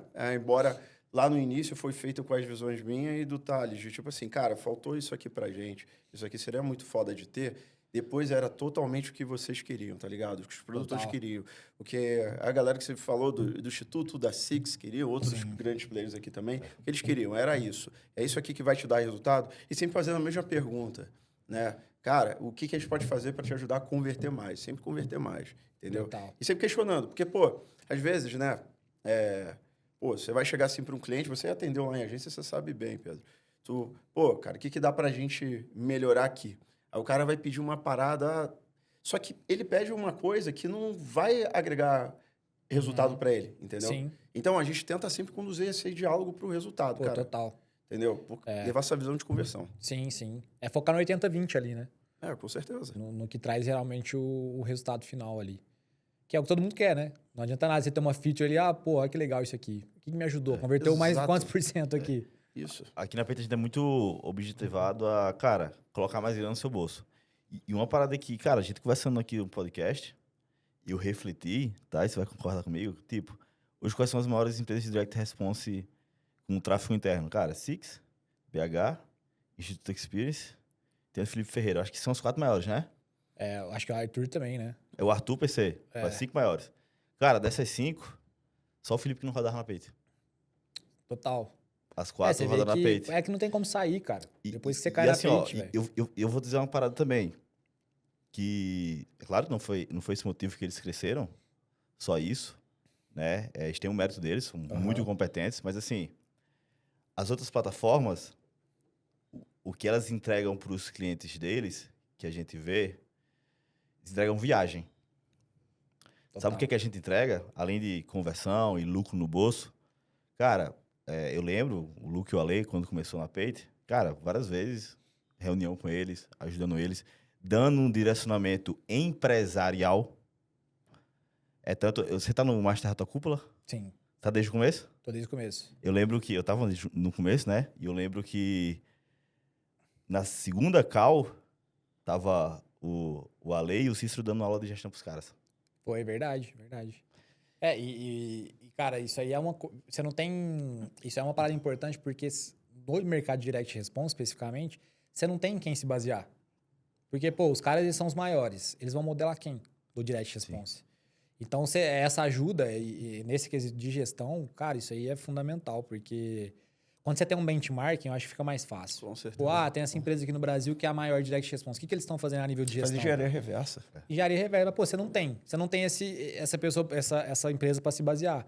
Bom, você precisa de ajuda, velho. Você precisa de quem tá no mercado tradicional, de tech, igual vocês. Sim. Que já montou equipe, gigantesca, tá gerindo pessoa todo dia, entregando resultado e trazer isso pros caras. Absurdo isso aí. Isso. E aí eu lembro que isso sempre foi, e vai continuar sendo aqui o nosso propósito, né? Cara, ajudar o nosso cliente a crescer.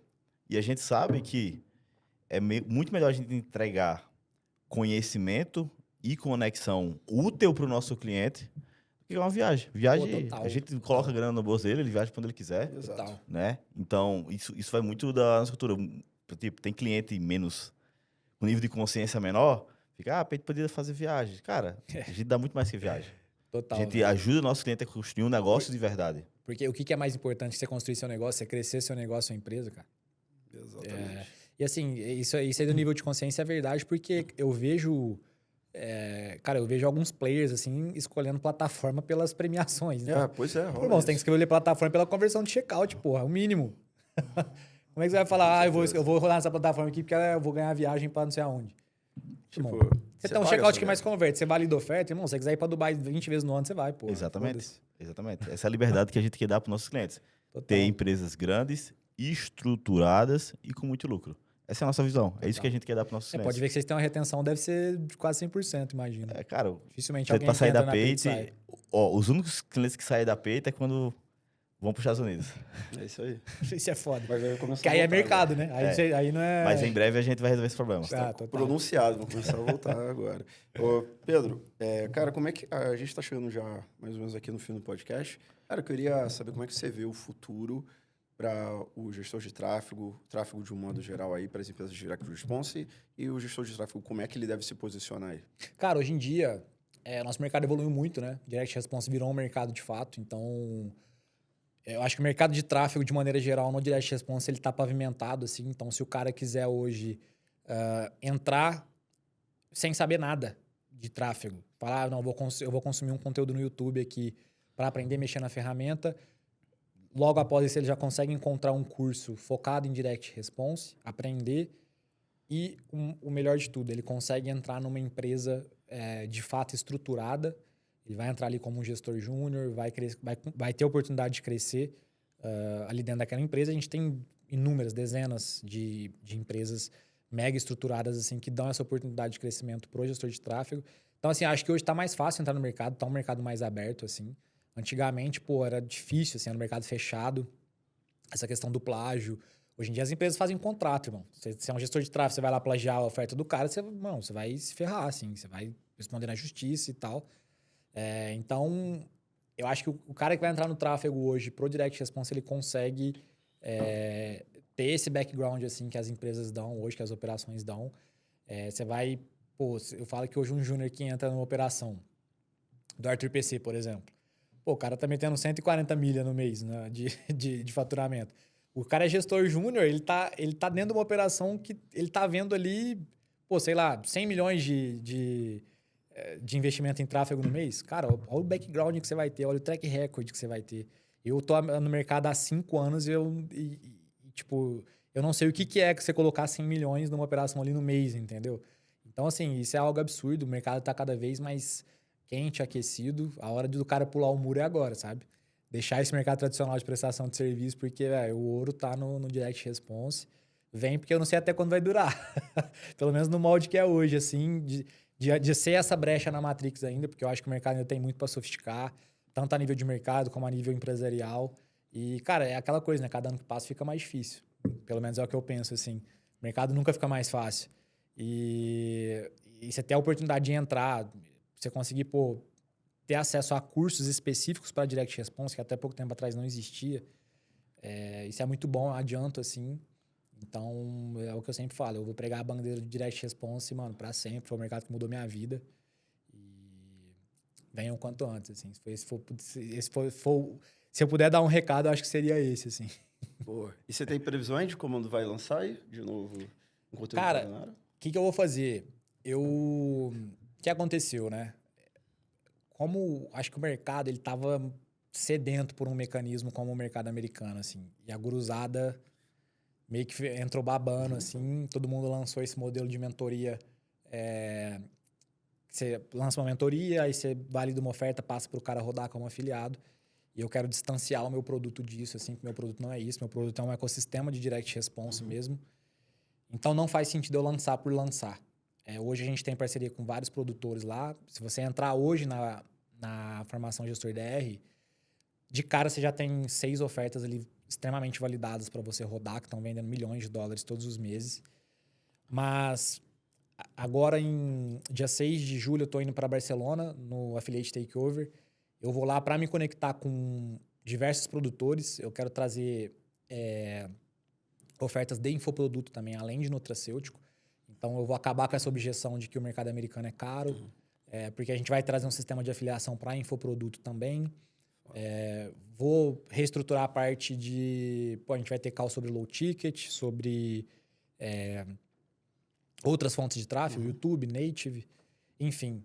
A gente vai ajudar o pessoal a entender mais sobre criação de oferta, porque os caras são gestores de tráfego, né? E aí, eu conseguindo fazer isso, trazer esses produtos, aí sim eu vou lançar uma segunda turma para o pessoal ter acesso a isso. Mas, por hora, eu estou tratando isso com o pessoal que me deu o voto de confiança ali da primeira turma de dezembro. Estou entregando produtos até hoje. E aí, cara, eu vou montar, de fato, um ecossistema. O cara vai... Chama formação, porque o cara vai sair dali formado em Direct Response. Ele vai ter a opção de, se ele quiser prestar serviço numa empresa, ele vai. Não tiver perfil para empreender. Se ele quiser sair dali e montar uma operação de low ticket, ele consegue. Se ele quiser sair dali como um afiliado nos Estados Unidos, ele consegue também.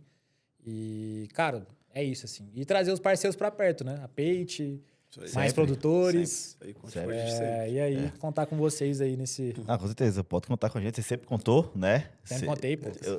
Eu lembro, não vamos contar detalhes, mas eu lembro de um lançamento seu que você me ligou desesperado. A gente foi lá e resolveu rápido. Não vamos entrar em detalhes aqui. Foi. Ô, Pedro, um sonho que você ainda não realizou. Cara, um sonho? Putz. Cara, eu acho que coisa material, assim... Eu já realizei praticamente tudo. E da minha vida pessoal, cara, eu sou casado com a mulher que eu amo. Meu sonho era ser pai, eu fui pai ano passado. Cara, eu acho que eu não consigo falar um sonho assim que eu tenho que eu ainda não tenha realizado, velho. Tipo, Muito bom. tem medo de falar alguma coisa assim e ser superficial, porque, pô, tudo que eu Tá queria... tudo bem. Eu sou extremamente grato, assim, eu consegui tudo. Tudo através do mercado Direct Response, as coisas materiais... coisa de relacionamento, pô, sou extremamente realizado. Tem muito mais do que eu mereço, eu acho. Acho que essa é a parada, assim. Não tem um sonho que eu consigo, pô, de bate-pronto, falar, não, é isso aqui que falta. Porque tudo bem. eu realmente sinto que não falta nada, assim, na minha vida. Isso é muito bom, cara. E Pedro, qual é a sua maior referência e por quê? Maior referência de tudo, assim? Põe alguém ali que você escolha, algo, traz aí pra gente o porquê. Cara, eu acho que eu sou um cara de muita fé, né? Eu me considero um cara de fé, assim. Então, pode ser clichê essa resposta, mas eu acho que Jesus Cristo, assim, é a minha maior referência. Eu tenho mudado muito. Ano passado, assim, eu fiquei um cara mais combativo, eu não era essa pessoa, sabe? Mais estressado. Eu acho que com grandes atribuições vem grandes responsabilidades, né? E eu comecei a pensar, assim... eu queria até tatuar essa parada de o que Jesus faria, sabe? Então, me pegar em algumas situações, assim, que eu tô, pô, tomando ou a decisão errada ou tratando alguma pessoa de uma forma que eu não deveria tratar, porque aquela pessoa tá fazendo algo comigo que ela não deveria fazer, na minha opinião. Então, falar assim, pô, o que Jesus faria nessa situação aqui? Então, acho que referencialmente, assim, eu acho que Jesus Cristo de vida, né? Agora, pô, negócio tem algumas pessoas aí que eu gosto, assim.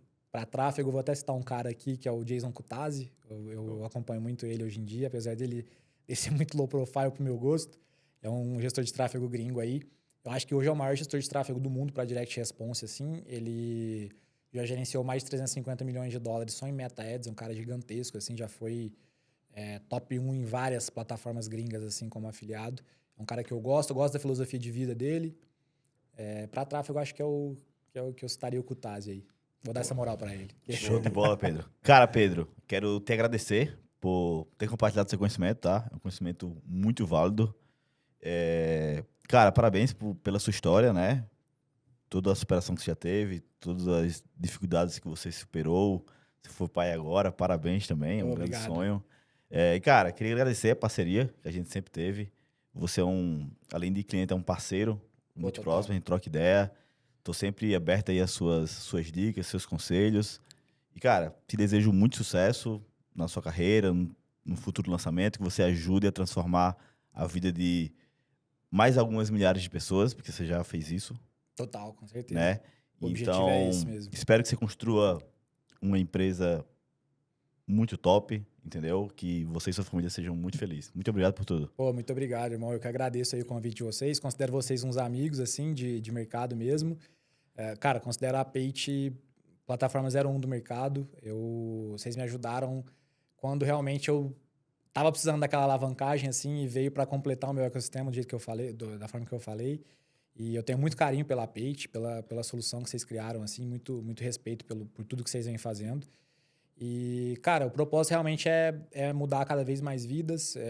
Eu falo que a minha área educacional não é por grana, simplesmente por grana, porque, pô, dinheiro eu já faço dinheiro rodando oferta, Eu não precisaria lançar nada, assim, mas eu acho que eu sinto... É uma forma de eu devolver um pouco do que o Direct Response me deu, sabe? Eu sinto na minha obrigação de espalhar a palavra do mercado que mudou minha vida, assim. Eu vejo os caras sofrendo aí, prestando serviço para ganhar, pô, R$500 no mês aí, trabalhando o mês inteiro. Eu acho que com a habilidade mais importante do digital nas mãos, assim, dominando isso. Então, eu me sinto na obrigação de espalhar essa palavra e, cara, o que eu puder transformar de vida aí daqui... Não sei quanto tempo vai durar, porque a área educacional é difícil, mas enquanto eu puder fazer isso aí, Deus me der paciência, aí eu vou levar isso adiante aí. E, pô, conta comigo, cara. Obrigado pelo convite aí mais uma vez. Show de bola, Pedro. Muito orgulho de ter você com a gente. E o time todo vai assistir, tá? E, cara, muito foda. A gente quer que você, de novo, depois para contar os seus resultados do Internacional. Pô, com certeza, conta comigo. E, cara, assim que lançou num dia, eu quero estar testando no outro. Me coloca como primeiro da lista aí, que com certeza eu vou ser um dos pioneiros ali na page internacional. E é isso aí, galera. E esse foi mais um podcast. Bora. Valeu.